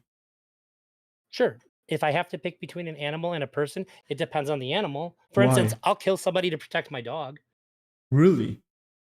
Oh, I love my dog. Yeah, R- if somebody kicked my dog and I had a gun, I'd probably no. shoot him. No, sorry. Yeah. No, that's normal. That's normal. But Yeah, would you if that's my girl. if You don't fuck with her. yeah, but if the question would be that somebody is going to die or your dog is going to die, Yeah, because those two factors that I talked about. One you of would them still is because the yeah. life that person could have lived. For one, there would be I would expect this person to have a much, much longer, more fulfilling experience. It was getting cut short than the animals. And two, because of the ripple effect that their death would have onto other human beings. If I pick the animal, this is probably in most instances going to stop and end with the animal. And What even if it's like a pig and the other pigs are going to mourn its death, then I understand too, this is still going to be a significantly less lived pain experience for the people that for the animals that are left behind than the humans that are going to be left behind when this person is killed. First of all, you don't Grief know that. grief can last forever. Yeah, correct. Like anything else, I'm making assumptions based on available information. Okay, but what if it's a homeless person that is like has no one to mourn him and is like probably gonna die in the next 10 years from an overdose, or would you like Then I would then the thing that I would care about then is probably the ripple effect that it's going to have on. no ripple I effect? mean, there's It's just gonna go. huh? There is not gonna be, and I promise you that there is not gonna be any ripple effect. So I would rather see a homeless person who had no friends or family, nobody that cared about them die Hmm? than have like Coco the gorilla die. Really? Yeah. The ripple effect of Coco the gorilla dying, if they're still alive, I don't know, would be much, much greater. More pain and suffering will be caused by the death of Coco dying than this independent person who's not Mhm. impacting the lives of anybody else. Yeah, of course. Because and here's the problem too is that I'm a deontologist and you're forcing me into a situation where I have to take a utilitarian approach. So we're already in the realm of tragedy. When I have only bad choices available to me, then I have to become a utilitarian because I have no other metric by which to determine what to Mhm. do. And For me, I just for do what is right if you over have what's wrong. the choice of killing a plant and a dog, Yeah. it's a no-brainer, right? For you. Yeah, there's no ripple effect here. No. As far as I can ascertain, there's not I'm not cutting off any life in the same way that I would talk about life. The But experience that the plant is going to have is problem with not yeah. there's a quality of this experience, right? Like it's the same reason why if it's between like a dog or a uh what's like a pretty or a fly, we're going to pick the dog to live because the fly's experience is much less meaningful. But you're just postponing the problem when you say utilitarianism, because you're saying which one. I'm asking you a moral question. Which one is better? Like which one's life is more valuable here? And you say your answer is the one, for example, where the mourning you're is totally bigger. And then we have to ask ourselves, okay, whose mourning is more valuable? And we land up with the same question again, like which life is more valuable, right? Like is the pig mom and the pig dad more valuable than the human dad and the I guess human mom? You know what I I mean? guess Like I it's the don't same question. You just postponed it. No, I didn't postpone. I thought I resolved it. So I'd say it's wrong to do either, but since you're making me do one or the other, I'm going to have to adopt a utilitarian lens here and say Which is which is going to postponing. cause more harm. Yeah, but that's What do you harm mean? is already including the word bad, and we have to figure out what bad is. in the first place. Right, but That was the I'm saying original question. I am engaging in it though, and I'm saying the reason why I picked Coco is Yes. because more bad is going to be done to more people when Coco dies than this homeless person who has no ties to anybody. Yeah, And but so when bad. I pick the plant, more harm is going to be done to uh, more harm is going to be done to a greater number of beings if I kill the dog over the plant. We are asking, when we are asking for a moral choice, we're asking for what's bad, right? For what's good and what's bad. Like, is it good to kill the animal, or is it good to choose the animal over the human, or not, or is it bad? Right? That's a moral question. And Oh then yeah, and I say they're both bad. no, but you say the one you have to choose the one that causes less bad. Like that's actually practically what you're saying. Yes. And bad is again the same. That's what we're asking. We're asking what's bad. And you're saying yeah, and I mean, what's more I'm bad? giving you the answer. No, the answer is what's more, the one that is more bad. That's your answer. But we still don't know what's bad for you. I think it's case by case. But what's bad for you? What does bad mean for you? Like if you say, for example, the ripple effect of the mourning of the relatives, for example, then we have to compare again the mourning of the animal parents and the mourning of the human parents, and we still haven't answered the question which mourning is more important, because the value between these two is not clear yet. Right? Oh, okay, sure.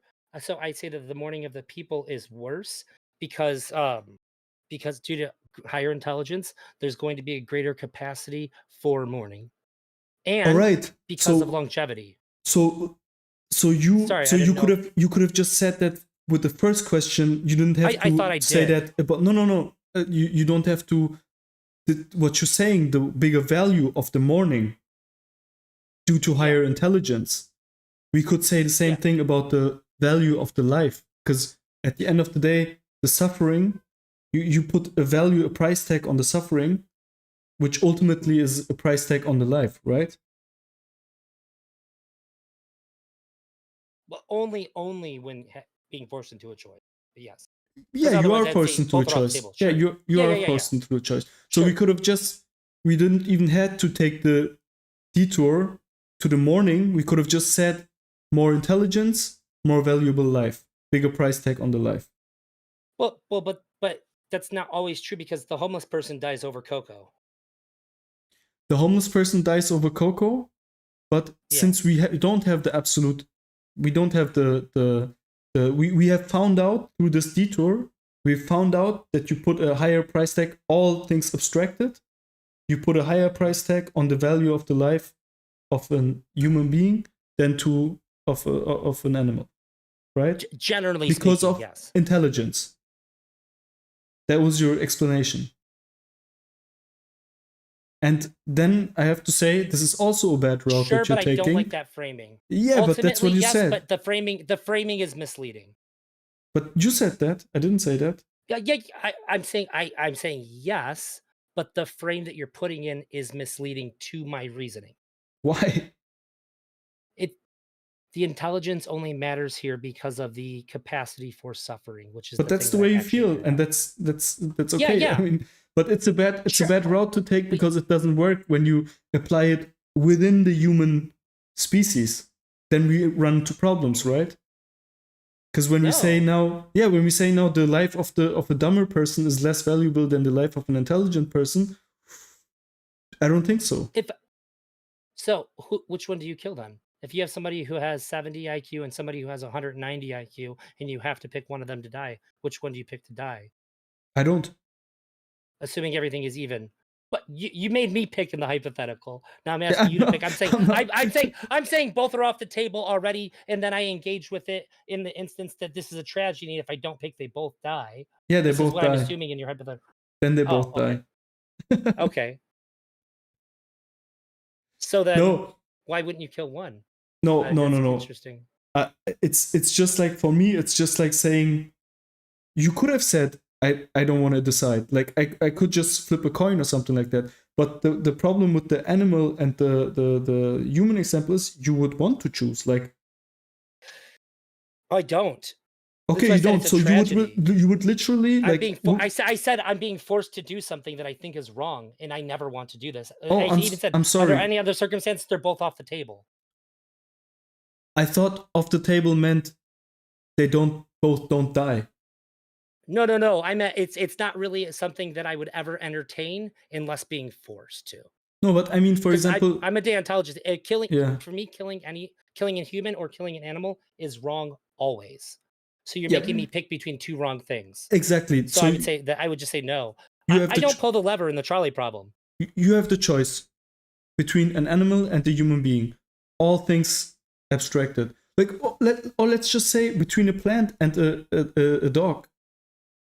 Yeah, I pick the plant. You'd always pick the plant, right? Yeah. So why is that okay? And why can't I do the same thing with animals? If I have to pick between, and why do we have so much difficulty doing it with because I don't think human that you have to to animal? pick between humans and animals. And you don't have to, but it's a hypothetical. sure, I'm saying this is the difference. When it's either plants or animals, I do ultimately have to pick because I have to eat something. But with humans and animals, I don't have to pick because there's never a situation where I would have to make that But choice. there is objectively no differentiating factor between plant and animal that you can point to in order to justify killing one and not killing the other. Oh, sure I can. Sentience, the capacity for suffering. The capacity, sentience is a little bit difficult one because I don't really know what it means. What does it mean to be able to feel? To have an awareness. What does it mean? To have an awareness? Yeah. It's a qualia. How do I know that you have? How do I know that you have an awareness? That you're not just a chatbot. So, sure, but in the same way that we don't kill other people because we assume their awareness, I would say that that's the same reason why I don't kill animals. That's not why I don't kill people. So I assume that people have an awareness like I do because of how I see them behave. If they behaved in a way that was so alien from me, or they lacked behavior at all, which is really the key thing here. If they lacked all behavior, I would assume that they didn't have any sentience, and that's just something that looks like a human. And then isn't you would kill actually them. the same thing as me. Then you could kill them morally. Then you probably. think, really? I don't I believe mean, you. I would probably think I might think that it's like a zombie or something at that point, you know. I think you would still, even if it would be a zombie, you would, as long as it didn't attack you, you wouldn't kill it. I probably would kill a zombie. You wouldn't, like, no, not if it's not attacking you. No, you're like, what's wrong with the guy? Maybe he needs something. Maybe he's drunk. But no. Well, if they're exhibiting behavior, like I said, if they're lacking any behavior, would you kill a comatose person? Are you allowed to kill morally justified and allowed to kill a comatose person? Legality to the side. Would you be okay with somebody going into the hospital and smashing the guy that is in a coma, smashing his head with a baseball bat? Would you be okay with that? There is the information I'm given is that they're never coming out of it. You just said sentience, right? You didn't said that they can never go out, but it can also be, yeah, could be, yeah. Would you be okay with that? If that's the case, yeah, I don't give a shit. That's not that's just garbage that's being delayed, getting taken out. It's just a corpse that's still warm as far as I'm concerned.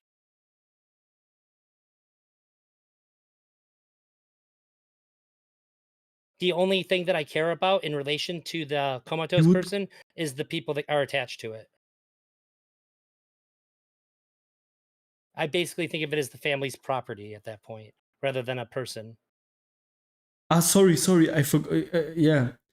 Then the same goes for a drugged out person. Would you be okay with somebody being drugged for the rest of his life and then just kill him? No, I would say that it's wrong to put them into that state to begin with. What if he already is in that state? Then you would also be in that state? He just doesn't feel anything. We could just do the same thing with the animal. Yeah, I would say that it's wrong to induce that state, though. When somebody's in a coma, I'm assuming they didn't choose this happening to them just by, life happening. They ended up in a coma. There's not like a thing that was approved to put them there. I would say if you're going to induce somebody into a coma just for the sake of doing it, I would say you're not allowed to do that.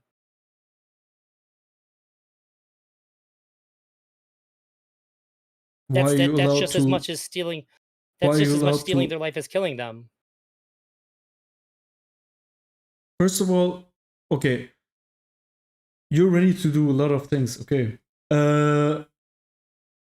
Oh yeah, I'll bite some bullets. Yeah, I I've see definitely that. thought I this see that. through. No. Wait. You first of all, you never know what sentience is, so you cannot like. It's the same as with consciousness. I I know don't what know I if think you. it is. Yeah, but I don't know if you have any pain, real pain, or if it's just if you're just Sure, simulating. but Like I have no I idea to. assume it. Yeah, you Sure, assume but this it. is how I You operate. okay? And it's the Do, same way that you do too. You're pretty confident despite not knowing, and you behave as though you know. Me too.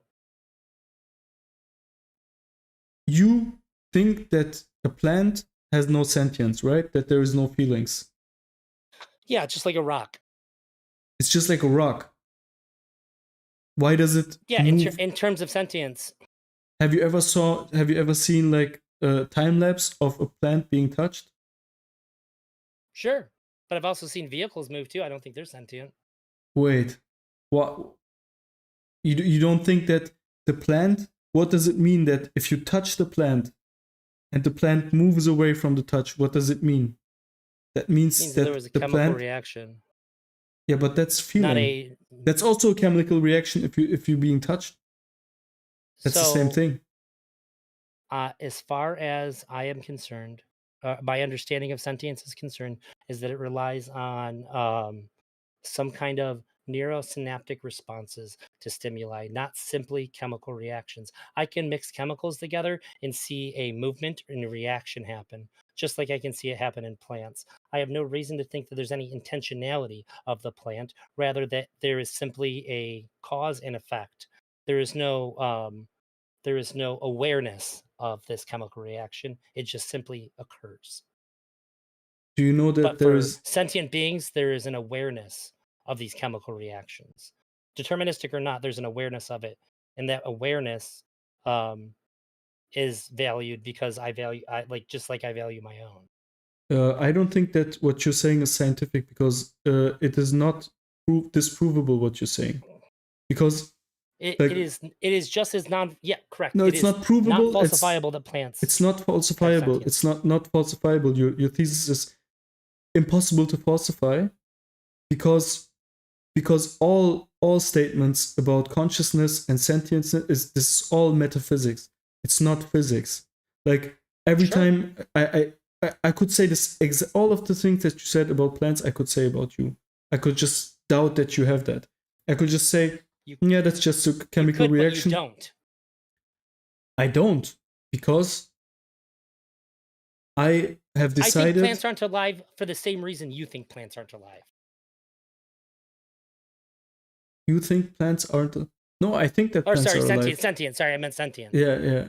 Okay. I think I they're not also think sentient for that the same plants reason are. that you think they're not. No, I think plants are as sentient as you There's no way and you me. think that.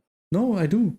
It's like when you mean when we have to maybe agree on what sentient means, but I think the there is no life without feeling. Like life is feeling. If there is no feeling, there is no life. That's there is no way to interact and have any form of living activity without having a form of sense of the world. Why? Because then we would not consider it alive. I think the thing that we look at when we talk about life is there a biological component to this? That's it. Yeah, and I think we look at biological growth as the only metric, yeah, which growth does not necessarily have to be growth sentient. is like interaction with the world, right? So when plants are, for example, communicating with each other, or they're like digging themselves into the ground, they're following the sun, right? Like when you have a sunflower, it's following the path of the sun. That's like that's why how we see that it's alive. It's like doing stuff. And in order to do that stuff, it needs to not see in the way that we see, but it has to have a feeling of the surrounding, and that's sentience. What makes That's, a robot not alive? So, would a fully mechanical robot be alive then? yeah, It fits all in your some criteria. way, in some way it is. Like, in some way you have the interaction, like we would consider the robot alive the moment where it's starting to move and interact with the we would Yeah, sure. call Let's it say we have a sentient as fully well. autonomous robot. Everything is predicated on sensors and all that. But it doesn't speak. It doesn't have any independent assessment of anything. It's purely mechanical. Mhm. Would it bother you at all if it was harmed? In the same way that we would call something else being harmed, like a human being harmed? But you are putting the sentience No, argument. I know. I'm trying to measure where you're at, though. No, but sentience is not something that is bothering me for harming. I know that Oh, animals are sentient, sorry. Do you think that and the I'm okay sorry? with Do you think killing the robot's them. sentient? Yeah, I keep accidentally saying alive when I mean sentient. Do you think that robot's sentient? I think from our yeah, I think that the only yes, of course, yeah, it's sentient because it has a grasp for its surrounding. Yeah, I mean sentient just means There's no sentience. computer in it. It's purely mechanical. No computer. Nothing digital. It's all gears. It's all gears There and is no like computation. no. So like What does it do when it then? detects things, it has little How does it detect things? so it has super sensitive solar panels so that it can detect when it's getting close to things, and the solar panel will move in response to the light to engage movement. You got big battery, you got gears, pulley systems, all that, and it's all just based on spatial awareness from super sensitive solar panels that sort of like pseudo visually map out its surroundings based on how much light is being applied to the solar panels at any given point. Okay, wait. I will answer to that, but why is it important for our point? Because I want to know if you would consider this to be sentient. Because to me, this would be just as sentient as a plant is. Sentient to me feels to me is interaction, is able to interact with the world, has a direct connection to the world. So a connection meaning it's two-way. It could no, it's one way. Oh, okay. Um, Interesting. So So there's maybe able to take I could input. reduce this. Maybe I'll reduce this then to the thing that when I say sentience, obviously it's a stand-in here. I care about the ability to whether it does or not, I guess. But the ability to produce. When I say awareness, there has to be thought to predicate awareness. So So now you switch. Okay, can it have a so thought? okay, so now it's Yeah, awareness, right? Okay. I'm trying to clarify my words. Okay. Because when I say awareness, to me, the thinking predicates that. Um, because I would say that something that can't have a thought probably isn't sentient. Because how can you have awareness if you can't think? Yeah, you would have to be able to have a thought.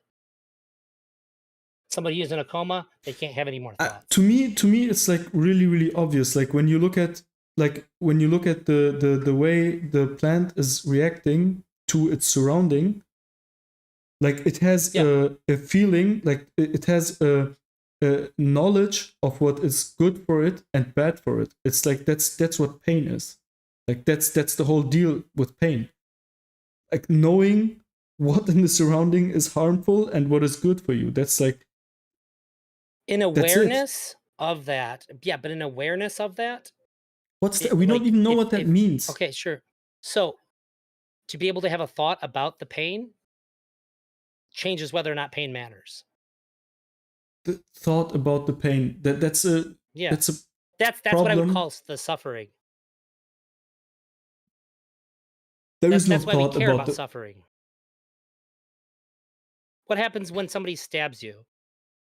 And that pain is happening. You are having thoughts about that pain. You are processing that pain via your sentience through thoughts. This is the mechanism, right? No. It's just nerves. Mm, why do you think it is that some people can endure great amounts of pain without being fazed by it? Because they've trained their mind to not acknowledge it. Not everybody can feel the same amount of pain. There's always going to be deviances. But people can train themselves to not acknowledge pain, yeah? Yeah, true. But it's Which would probably be one of the most difficult things that somebody could do because pain is such a thought devouring process, yeah? And I know this for myself too because after my ADHD got treated, I don't experience reduced back pain, but I'm not focused on it as much, and therefore I'm not as miserable because of it. To think about the pain is what experiencing pain is. But you are talking about something that is metaphysical, like awareness, consciousness. That's not something you will ever find. That's why I brought it to physical. We know thoughts are real. Yeah. No. The thought is no neurons firing. That's real. Like that's. I'm not saying thoughts are not real. I'm just saying that's physical. That's empirical, right? So you can have take your magnifying glass and you can find the neuron firing. Okay, but you can't see the science. You will never see the thought. Even thoughts. So but I don't believe that. But I don't believe I'm gonna ever find it in physics. But we don't care about that. Yes. You believe in it and you treat it like it's real, unless you're in a conversation about it and it doesn't. If you're in a conversation about it, then you can try to dismiss it. But every day when you're living your life, you're going to treat it like it's real. Well, I'm saying it's real. You're saying it's real. But why are you trying to take it away now? You are saying that you are not believing that plants have thoughts because you don't have any empirical evidence for it. And I'm saying that you can't find some empirical evidence. No, I'm saying I have no reason at all to believe it. That's why I'm saying it's not falsifiable. That's why I'm saying what you're saying is unscientific because it's not falsifiable what you're saying. And I'm trying to tell you, you can only arrive there by reason and logic if you are within these categories. But you are saying, we see it in animals, but we don't see it in plants. So you say you have a physical reason, the empiric reason for seeing it in animals, but you don't have an empiric reason to see it in plants. That's your thesis. So I'm saying that the same reason that I value the suffering and exploitation of animals is the exact same reason why you value that in humans. Because I value it in humans too. I know I'm doing the same thing with animals as I am with humans. It doesn't mean I consider them equal, but I am still considering their treatment from the same mechanism which I evaluate humans suffering and care about it is the same thing that I'm doing with animals. I know, and I don't extend it to plants. Why not? For the same reason you don't. What does that mean? So you think I'm justified in not doing it to plants? It's again the same question. You think I'm justified in not doing it to plants, but you don't think I'm justified doing it to animals. So again, you have to answer the question. It's just a negation of the same question. Wait. You're moving around my point here. And what I'm saying is, do you think it's okay to do you think that chopping down an ear of corn and eating it is the same as slaughtering an animal and eating it? Yes. Do you think that? Yes. I don't think to be honest, it's like this. It's really easy for me. The closer it gets to human, the worse it is. That's the way I feel. That's the way it is for me. So a chimp. I care a lot less about insects than I do about like mammals, for instance. Yeah. Why? Why? Because it's closer. Because the mammal is just closer to you. It's just more like you. It's more similar to you. You have the same. We have the exact because same. Of my ability, because my understanding and my ability to conceive the suffering that organism would endure.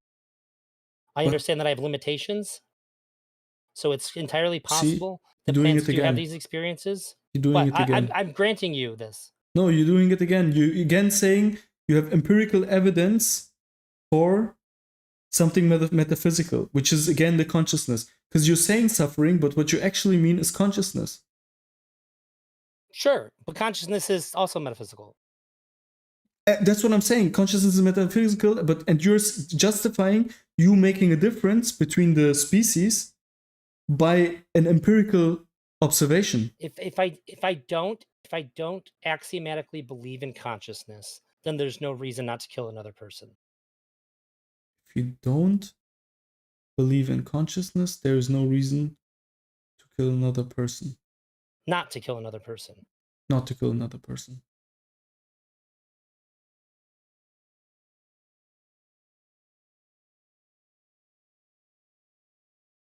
Yes, still doesn't explain why. Well, I'm you would saying make I a do difference. axiomatically believe. I Yeah, but axiomatically it believe still wouldn't consciousness. explain to us why you would grant the consciousness to the animal but not to the plant. I see that. That's what you're saying. Yeah. It matches the thing that I'm looking for in people. Empirically, right? No, it's just my own observations. How? My own observation. How? How I'm processing it with my feelings and what is an thoughts. observation? An observation is empirical data. It's really tough when you're putting it in this framing. So like if my ability to perceive my own observations is predicated on my consciousness, which isn't empirical, then how can any observation be empirical? I'm trying to work with every observation is empirical. Okay, sure. Then in that case, I have observed plants never once showing any signs of consciousness. You can't see consciousness. You can only see of it. The same way you can't see thought. Correct. You can see neurons. Of it. Yeah, you can see neurons, but you can't see thought, right? I don't need to. Before we discovered the neuron, you could take me back in time, wipe my memory of there ever being anything called a neuron, and I would still be using the same mechanism that I use today to determine whether or not something is conscious. I wouldn't just go, oh, because I know that this dog has neurons, it must be conscious. That's not the of metric course. which I use. The neurons are the same thing as sounds that come out of your mouth. It's the same. It's right. both empirical data. I can see evidence of this. When I hit a person, they cower. When I hit a dog or a pig, it cowers. When I hit a tree, it does nothing. When I cut my grass, it does nothing like this. It does not respond to stimuli in the same way that things that I would label as conscious does. But it's just because a tree it's not reacts very similarly to a rock than it does to anything else that I label as conscious, right? It's the same way, the same rule applies there. Everything that is closer to human in its behavior, in its empirical behavior, you give it the quality of consciousness. The more human it is, if the tree would have eyes and started crying and saying, "Please, elder, don't kill me," you would not say that. It's just because if it had given me like any evidence. If every time somebody went up to a tree, one of the branches smacked it away, I would be like, probably shouldn't fuck with this tree. Not for our own safety, but like it seems like something's happening here. Do you think your feelings would change? I don't believe your feelings would change at all if we would find out that that plants are, for example, have a nervous system. I don't think your feelings would change about it. If I found out that they had so oysters have nervous systems to some degree, but they don't have. There's no like brain. They have a very rudimentary nervous system. There's no brain. It has no ability to have like thought. It can't acknowledge pain or anything like that. So I don't care if I would consider like oysters to be vegan. Because of what? Because it does not have the hardware that I understand consciousness arises from. It lacks that hardware. You think consciousness is limited to a certain type of hardware, right? Yeah, I think that there's a certain type of biology that consciousness emerges from. At least this is as good of a guess as we have, and it seems to line up with all the signifiers for consciousness. Like obviously I can't tell if somebody's walking around with no brain in their head, they're being controlled by like, I don't know, some invisible Nothing. puppet master. But this is Mhm. the metric which I would always use in every instance. And oysters don't have that. They I don't think respond nothing the same would way. change in your feelings about this if If I found all out of that the. plants had a fully conscious experience and they were Yes, suffering, like, yes, oh, I would have an existential crisis. Are you kidding me? maybe, but you would just continue to feel the same way about killing one and killing the other. No, I might stop being vegan if that's the case. I might think that it's all pointless at that point. I would be totally. I would have to reevaluate everything at that point. No, I mean I when would be when you would wrecked. see a tree being chopped off, and you would see compare it with seeing a goat being having its throat sliced up, you would feel the same. You would feel the same way. It wouldn't change anything for you. It would change. Yeah, I would. I would have to reevaluate my entire worldview. I would be really fucked up about it. I would feel betrayed by the universe, by my own senses, by my ability to perceive and understand the world around me. I would. It would be a really big deal for me. Why is it so? Would it surprise you? Oh yeah, Really? because I'm extremely confident that the quality in humans and animals that I care about does not exist within plants. What would Even you if I have have a to? hard time explaining it, What would you? I'm very confident about what it is. Since you derive like consciousness from empirical data, what would be the what empirical data would you have to see in order to accept consciousness of plants? Communication, um, for example. Language. Yeah, communication. Yeah. Well, in order for it to be compelling, I would say because not life doesn't require language, but in order for something as abstract as a plant with nothing that is already like invalidated its capacity for a conscious experience by lacking the one thing that my understanding necessitates it, I would need some like extraordinary evidence to suggest that there's something that can surpass that. So like if like the chemical releases were able from plants were able to be broken down into like a codex and then decoded, and there would be like and we could use that to have like a conversation back and forth with a plant, that would traumatize me. No, but you don't have a conversation back and forth with animals either. Cool, Like that would be what would justify most a language. animals, not. Correct. What I'm saying is that I don't require that for animals because I'm already able to skip a lot of these things because they do have the hardware, they do exhibit other signs that I immediately understand to be a conscious sentient being. Like they already pre-qualified through all these other things, and since a plant can't walk around and like move based on its will and all that, then it has no way of expressing its will to me to show me that like there's thoughts in there, that there's an experience being had. I would need something. The bar would have to be quite high to convince me that there's something happening that's essentially invisible to any of my other abilities to observe. And I would have to say language. If we could break down that there's a language in proven by having communication. I mean, and the communication could simply be like we released the chemicals like based on the codex that they broke down, and then it gave us a response by releasing the chemicals in a sequence that we could break down to determine that there's a language here. So So yeah, the you, bar would be pretty high because it defies any other way that would work for every other thing that we would say is conscious. but don't you see that all of this is just a proxy for saying more like me? Like you just like there is no. We don't have any evidence that Mm. consciousness is something that is only possible on a particular set of hardware. Like we don't have any evidence for that because we can't have if any an evidence for evil that. if an evil wizard came up to my house and turned my child into a tree, I would still protect that tree because I knew that there was consciousness that my kid did have, and I have no idea what is happening now, but because I understand that there is, despite the fact that what I just saw defies everything I understand is possible, um, I know that where my kid was and that tree now is, there was a conscious experience happening. In order to preserve what might be there, I would still protect it differently than I would any other tree, right? I think that you would probably feel compelled to do the same, right? Yeah, but I don't see how that's It's relevant. because there's this And conscious experience that we care about.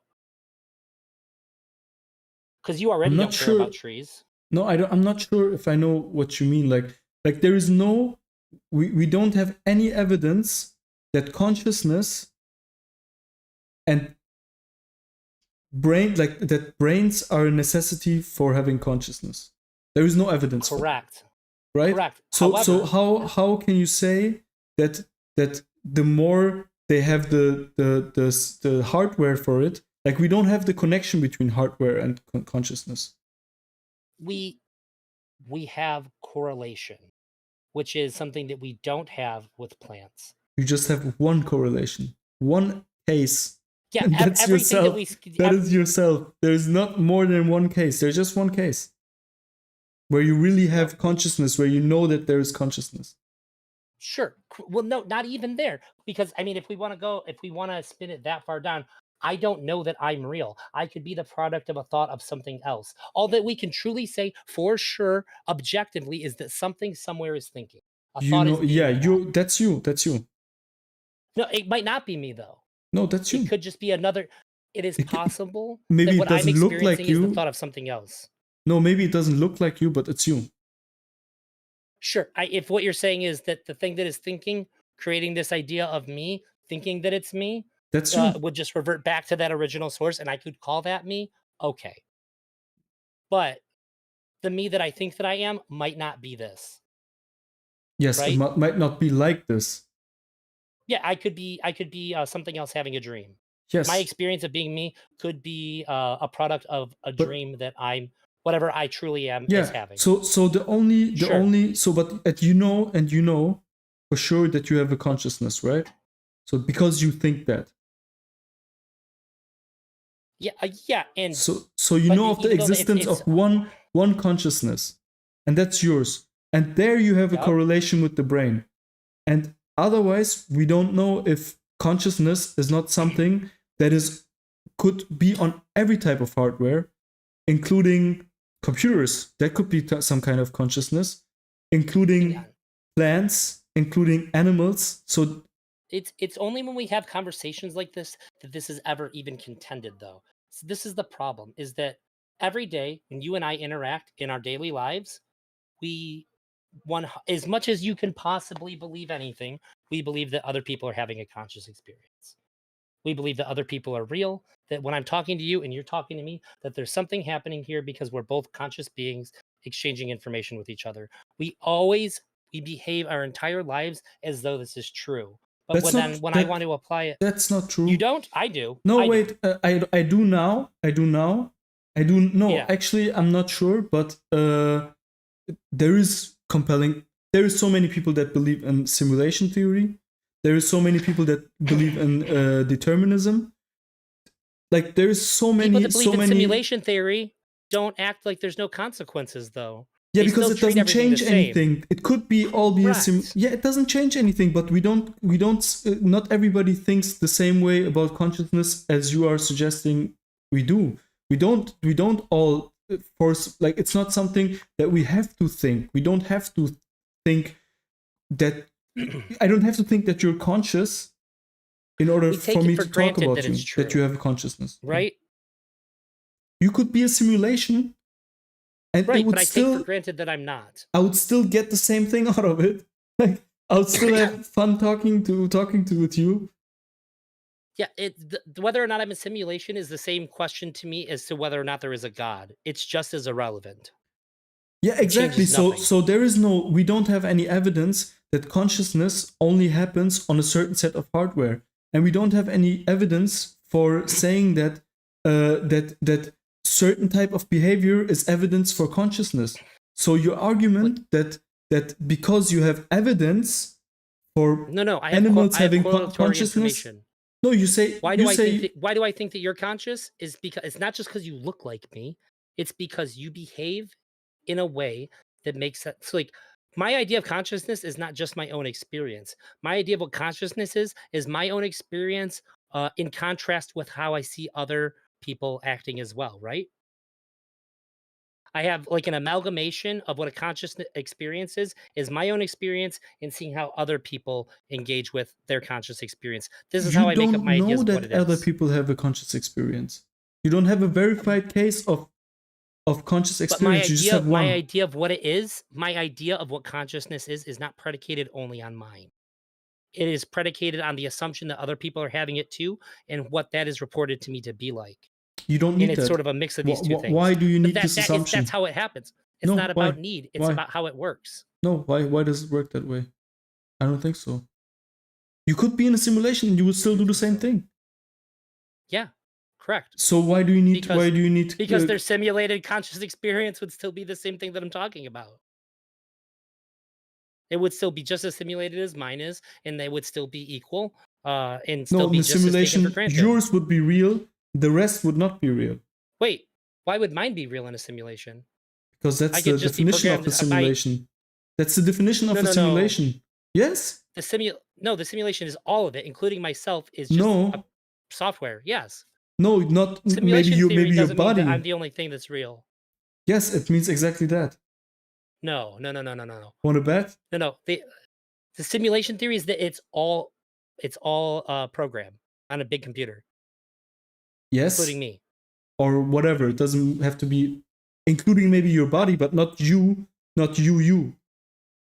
Each character in this video game of the simulation thinks they're real, just like I do. No, except you. Like it could be like this. Could be like this. Either it is we're all in a simulation, we're like multiplayer, or single player. Mhm. That's the only two options. There is no zero There's no player. players. There Yeah, is no yeah, yeah. zero player simulation. Yeah, have you ever played a football game and then you can just like skip the games that you're not playing? They'll just play each other. They'll just play it out, and Yeah, you we can watch wouldn't. it play if you Yeah, want that's to. a video. Yeah, yeah, yeah. That's we're a all live that in rendered video. simulation That's not theory. a simulation. We would never call that a simulation. That's Well, a video. it when you watch it, it literally calls it like, do you want to simulate the game, or you can just skip it. Yeah, and that's get a the misuse results. of the word. Then it's not the correct use of the word. Yeah, I would say in simulation theory, I'm just as not real as you are. Wait, we have to get back on track. You cannot Yeah. say that you have evidence for consciousness if we don't have any way of relating consciousness to a certain type of observation. It's not like we don't have a correlation. No. Yes. Yes. No, we don't. We don't. Because with correlation, you know what it is? It's like, oh, thing X happens. I can prove that thing X happened. And the second thing happened too. Oh, that one I can prove as well. So there is a correlation. It happened simultaneously. It seems like these things in this case, you only can prove one. You can prove the existence of a brain, for example. But where is the consciousness? Where did you prove that it existed? You didn't. Sure. So where is the correlation between the two? Hang on. What I'm saying is that just like I can't know that anybody but me is having a conscious experience, I assume it. And for the same reason that I assume that, I assume it about animals. And that reason does not end up transferring onto plants. Why not? Because the metric in which I use to gauge whether or not someone is having a conscious experience, the way that I'm able to tell that this person in front of me is a conscious being and not a corpse. You can never tell. No, you can tell. That's not consciousness. I bet you with a pretty high degree of certainty, I can tell when I'm looking at a person or a body without any decay. Yeah, you can say the same. You can tell the same about a living plant and a dead plant. Okay, that's not. So you agree with that, right? This is you can see if there's energy. The way in which. Yeah, you can see energy. You can see energy being there and energy not being there. Yes. I would say that there are features that I can identify within a person to tell whether they're having a conscious experience or they're not. Just like I can tell if a person is awake or asleep or dead. I can differentiate between all these split second, very easy for me to identify, right? And when it gets a little bit trickier, I can do really simple tests that'll give me the answer, right? Not right, because you could be wrong. It's Oh, not a proven thing. Like it's not like consciousness is not something measurable. right. But it's something that I have never been incorrect about. You don't know that. Like Just as how would much you as I can know measure that? anything How else. would you can measure a lot of things. Like you could say, I know how cold it is, and then you could measure it, right? Right. And here's the thing. There are things that to me, I know them that are impossible for anybody to ever know. But I treat it the same as though I have hard, concrete fact, just like everybody else does. I see, but We all do my this. problem with your assumption about consciousness in animals Yeah. or consciousness in plants is that you can arrive to a truth in that matter, not by physical evidence, empirical evidence, because it's a metaphysical object. You cannot derive it from physical observations. I That's would my say problem. that Like, the vast majority of things that we know are based on this thing where we have a sufficient enough reasoning, although not provable by any empirical means, we suppose that it is true. And we treat it as though it is true. We treat it with the same value that we treat things that are empirically true. And it is by this process which I ascertain the consciousness of humans and animals. And when I apply the same process to plants, I do not arrive at the same conclusion.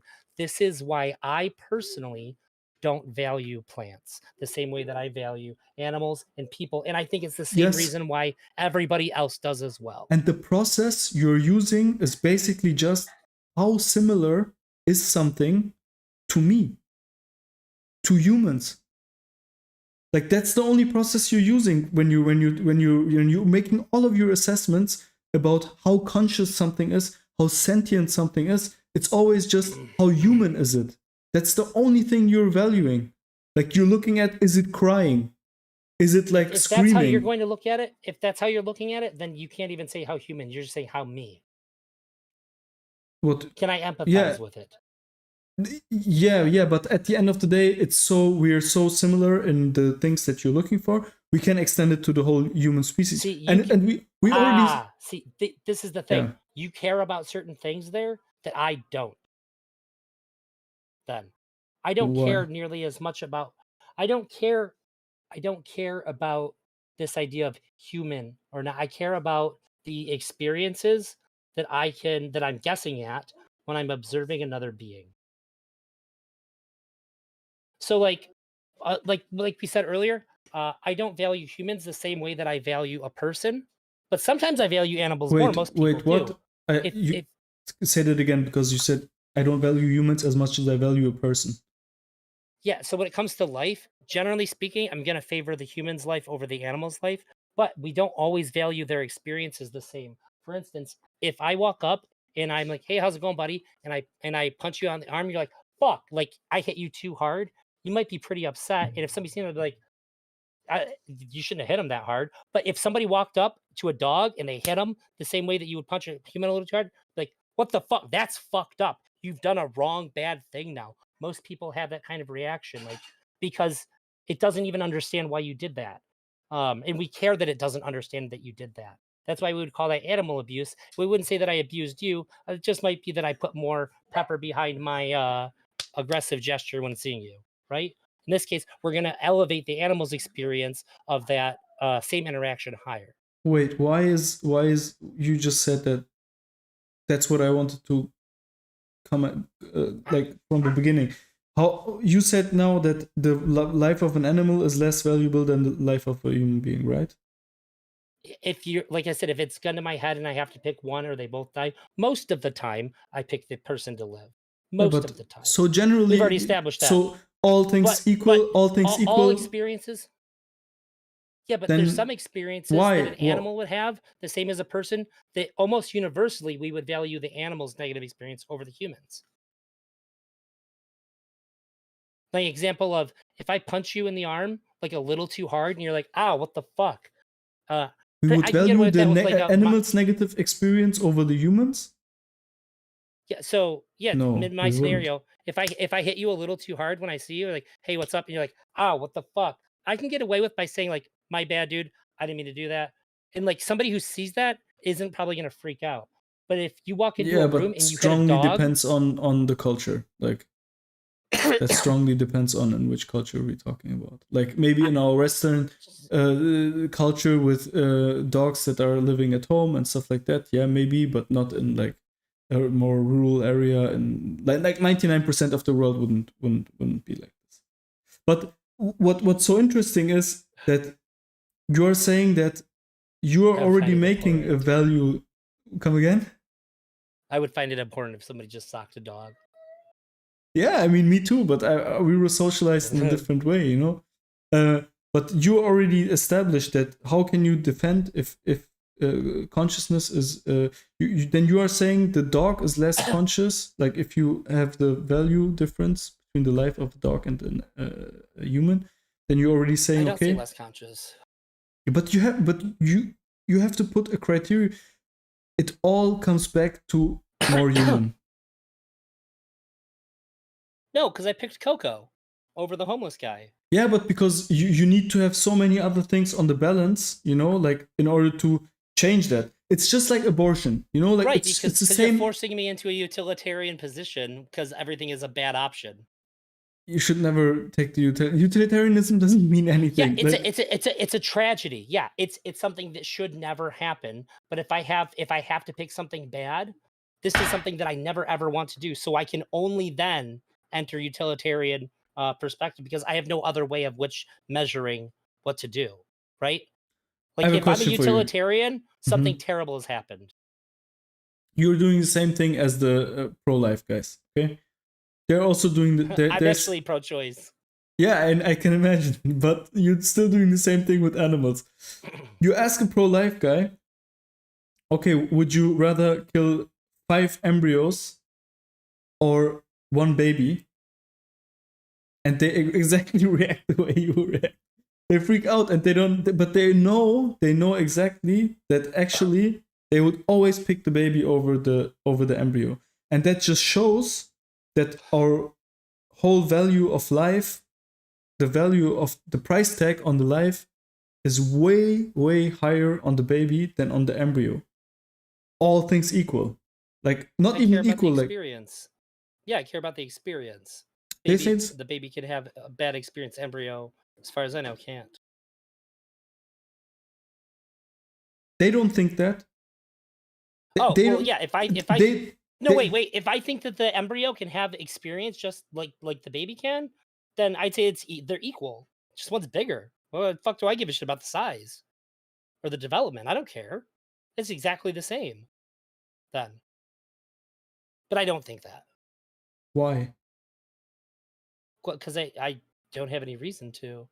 The information that I'm operating under The is reason that it's not again until a certain just means it it's doesn't do not what until you do. It doesn't sit on the computer and plays video games. no That's it's the not reason going. why it's Hang on. not. Yeah. No, because it's not going to experience suffering when How do you the know? bad thing happens. How do This you is know? so I can't know as much as I can't know anything outside of my own experience, but this is my best guess. Just like every single decision that I make in my entire life, I'm taking my best guess with the information that I assume to be correct. And with the information that I assume to be correct would tell me that an embryo isn't going to have that experience, but the baby will. But if we're going to say that the embryo will have the same experience as the baby, they're equally bad.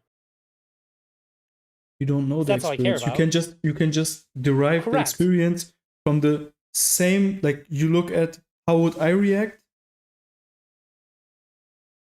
Like you Yeah, see. I said the ability to empathize is important. It's like it's a pretty big factor here. Yeah, but But part of the thing that scientifically yeah, we know that there is no we don't make most decisions correlation. based on science. Yeah, but you claim that you need science to prove to you that plants are sentient. And I'm Yeah, because telling I you, already don't. I don't believe it though. If I believed it, I wouldn't need science to show me it. I'm saying I would need some That's kind of really scientific comfortable. proof because I don't believe it. Right? You I don't need science to show me that you are sentient. No science could exist and I would believe this. But if I didn't believe it, it seems like science could make a pretty good case for it for me. science Right? cannot make a case for you. It could make a For pretty that. good case for me. It can only me, show it you could. how much. It can only show you how much empirically I am similar to you. It would tick That's the what boxes science can show you. for me. Science can show you Sure. that I can that I have a brain. Science can show you that I have a nervous system. Science can show you that, like, empirical data can only show you how similar I am to you physically. Okay, so let me. Most of the things that we really care about, we don't need science to prove shit to us for. When I'm hungry, science can't explain to me what the experience of hunger is like, but I know what I want to do about it. I know how I value my hunger, and I know how I value relieving it.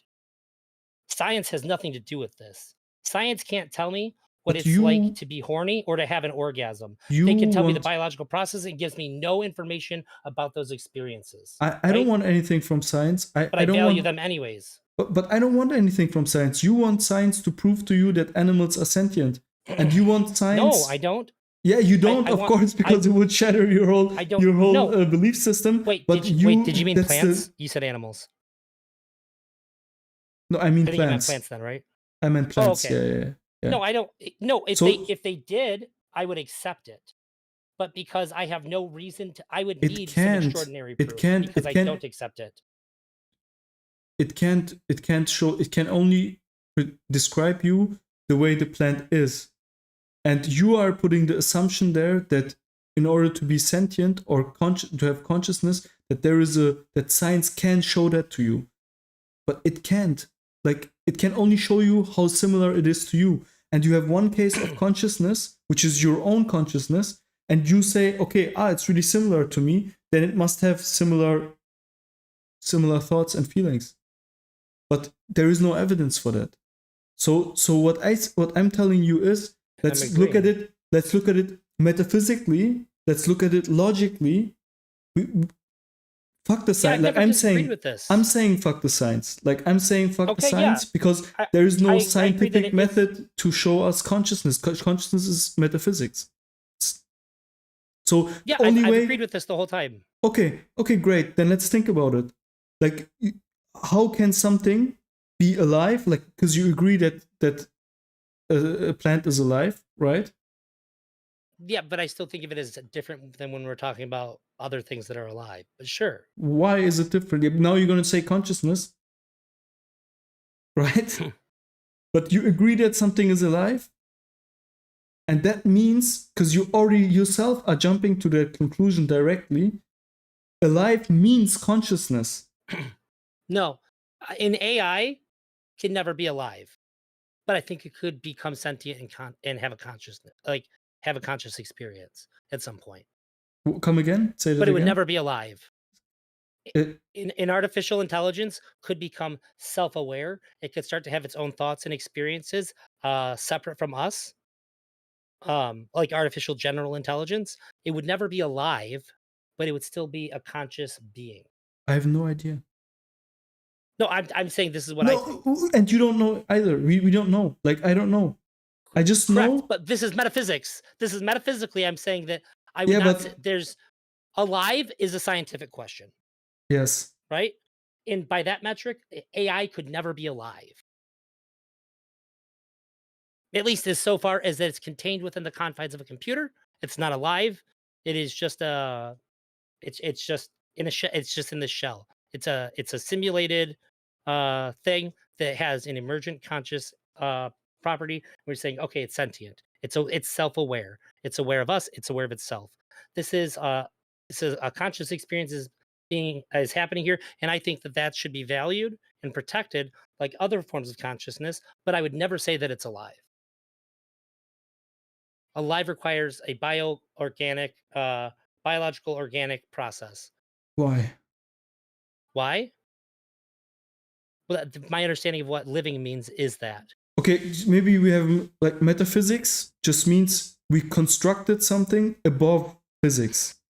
So it's a construct, like the term alive. Yeah, I know. I know what metaphysics are. Yeah, we constructed it over, and this connection. But I think alive, something being a living thing, is a scientific question. I think that consciousness is not a scientific question. Okay. So, but to determine if something is alive, we would say, okay, is there a So biological component to this? Is that Okay, is that cool. the, Are there biological processes active and if so, are the active biological processes like a forward progressing thing, or is this leading to these processes slowing down, shutting off, or stopped? If they're all stopped, then we'd say it's not alive anymore, but it was. And if they're happening, we say yes, this is alive. That wouldn't be present in a sentient artificial intelligence. But we can say there's a conscious experience happening. This is the thing that I care about, not the yes or no binary, alive or dead. Like if I thought people had souls, like I would feel a lot different about a lot of things. I would argue that there is a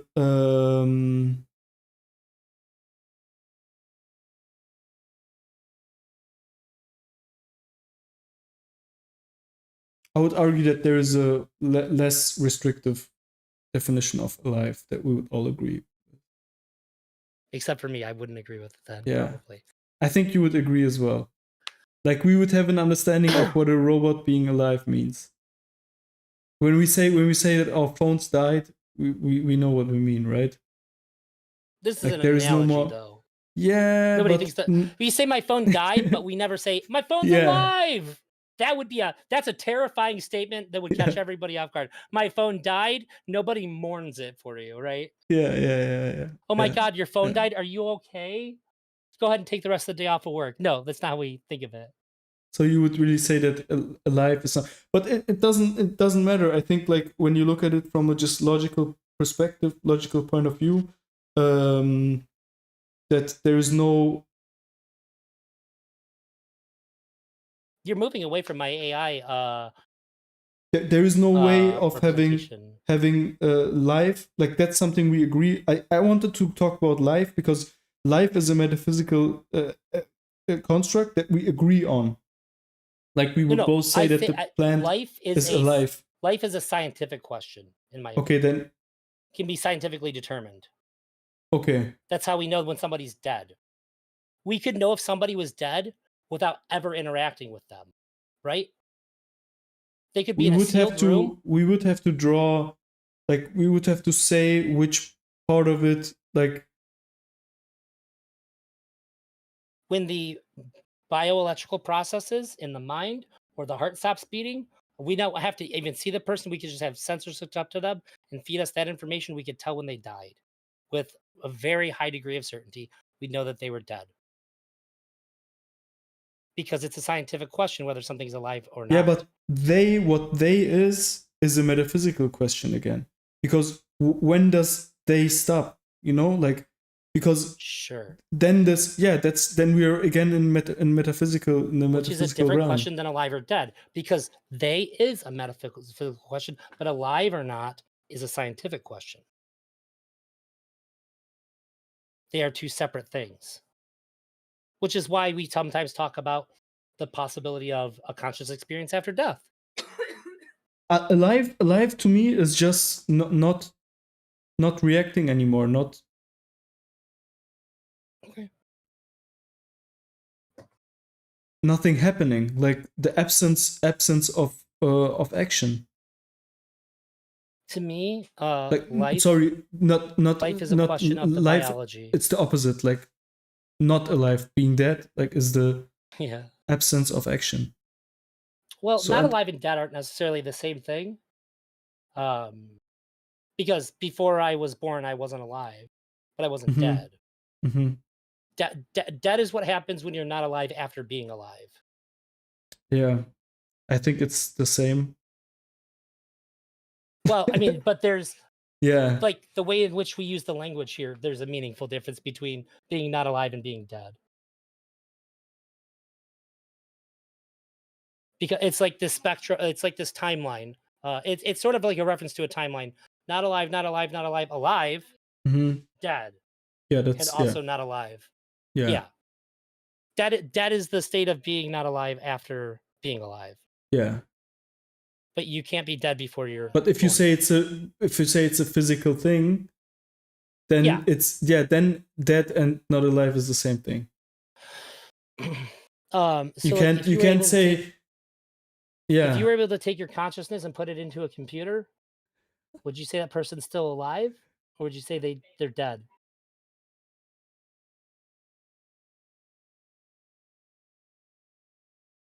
You've seen their corpse. The thing that we But that's a whole referencing as different they question. isn't in That's a there whole anymore. different problem. Like you're opening box after box of whole different What I'm problems. doing, What we wait, are the trying to reason I'm get doing at. this, yeah, I have a reason. I have a reason. The reason is because the thing that I care about is that thing that's not in their body anymore, and it is now in the computer. I care about that thing, that conscious experience, that sentient I that feel like the that's computer without a body has and is not alive, and that plant that is alive that I don't think has it. So I'm trying to express to you that I can show you a scenario where being alive doesn't assume a conscious experience, and never being alive and not wait. having a living body can produce it. I'm not That sure I that's why agree. I that's why don't I'm think I going with agree this. because yeah, I think we went too far away because now we've opened like 3 or 4 other different questions. What it means to be alive, like that's like Yeah, because I guess these are things that seem like they have to be resolved because you're caught on the plant thing, and we have a fundamental yeah. disagreement about the nature of plants and the value of that Just nature of them. to be clear, you are saying my empirical evidence is not suggesting to me that plants are sentient. My empirical evidence is suggesting to me that animals are sentient. And my empirical evidence is I'll even take it a suggesting to step down. I'll me say my feeling. At the end of the day, really, it's just how I feel about it, right? These are my yes, feelings. yes. Yeah. Yeah, I don't feel like plants are alive. Or sorry, I don't feel like plants are sentient. I don't feel like plants have a consciousness. So I'm even granting you a flimsier Yeah. ground for myself because I'll acknowledge that it is, but I'll also So you probably would have attack no some of your moral positions the so same you way. would have no moral problem with me eating animals then. No, I have a feeling that animals do have that thing that I care about, which is why I Yeah, don't eat them. so You can't doubt that I believe that because I don't eat them, even though I really like the taste. I ate them for a long time. yeah, but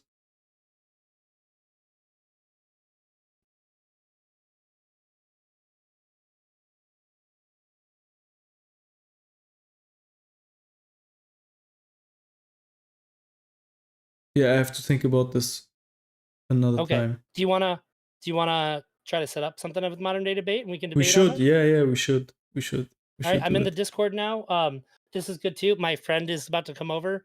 I told him at Mhm. 3. I didn't think we'd go for this long, so I was like, We "Yeah, went they can pretty come over at 3. long. That's fine." Yeah. Yeah, By we the went way, pretty long. I enjoyed talking to you. I think you're a pretty cool guy. Same, I'm man. gonna shoot you an invite to my Discord if you want. Yeah, I'm gonna shoot definitely. it to you unless you tell me no, basically. But it's really nice to talk to you. Same, man. Um I think that if you put some effort into it, I think that you'll do good things in the space. I like the way that you approach things. The only thing that I didn't like here is how quickly you ran away from my sentient AI example. We will come Um, back to it. I have like but yeah, yeah, this yeah, is yeah. yeah, yeah, yeah. We will definitely I promise you we will That come back to it. it's a personal criticism and not like a broad one that I'm putting on you. No, I agree. I That's my agree. own little mini grudge about this No, conversation. I That's it. That's agree it. that there was a point where I didn't want to go. That's true. That's true. I agree. But yeah, that was one of the most enjoyable debates I've had about veganism. We went to man. interesting places, and I Yeah. didn't even get to touch on why it's bad for people. But Yeah, we don't care about that. I don't think we care about it.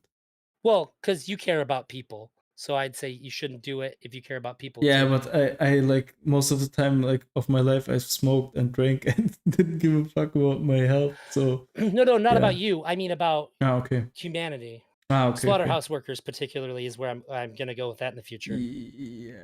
Yeah.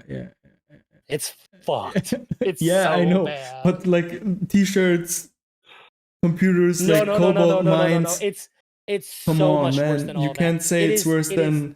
than cobalt mines. All right, before I go, Lithium let me put it batteries. this way: those things cause physical harm. That's pretty bad. Only police that see a high amount of action and soldiers that see a lot of combat and slaughterhouse workers get a particular form of PTSD. It's like PITS. They get DID. They get dissociative identity disorder, to where their brain like essentially assigns them a new personality to deal with the horrors of their job. I mean, It's it fucking insane. could be. There's a Could be. guy at Tyson whose job is to read and help people fill out forms because people don't want to work there so bad that there's enough illiterate people to sign up for that job that they have to have somebody whose job it is just to read them their information and help them get through the forms. There, I absolutely agree. It's tragic. No, I agree 100%. On that front, you can't debate me because I will always agree to everything you're saying. Definitely.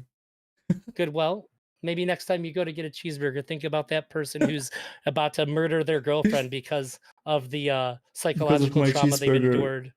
Yeah. I will. Well, all right, buddy. It was super nice to meet you. What's how do I pronounce your name? I was about to say, what do I call you? But I have your screen name. But how do I pronounce it? Board Kenneck. Kenneck. Okay. Yeah. You can just say board. You can just say Kenneck. You can say whatever you want. All right. I'll probably go with Kenneck. It was really nice to meet you, man. I'll shoot you a link to my Discord. I hope to hear from you soon. Same, man. Definitely. Let's do it. Let's set something up on Modern Day Debates. And I'll be 100%. Okay, sounds good. Take care, bro. Take care.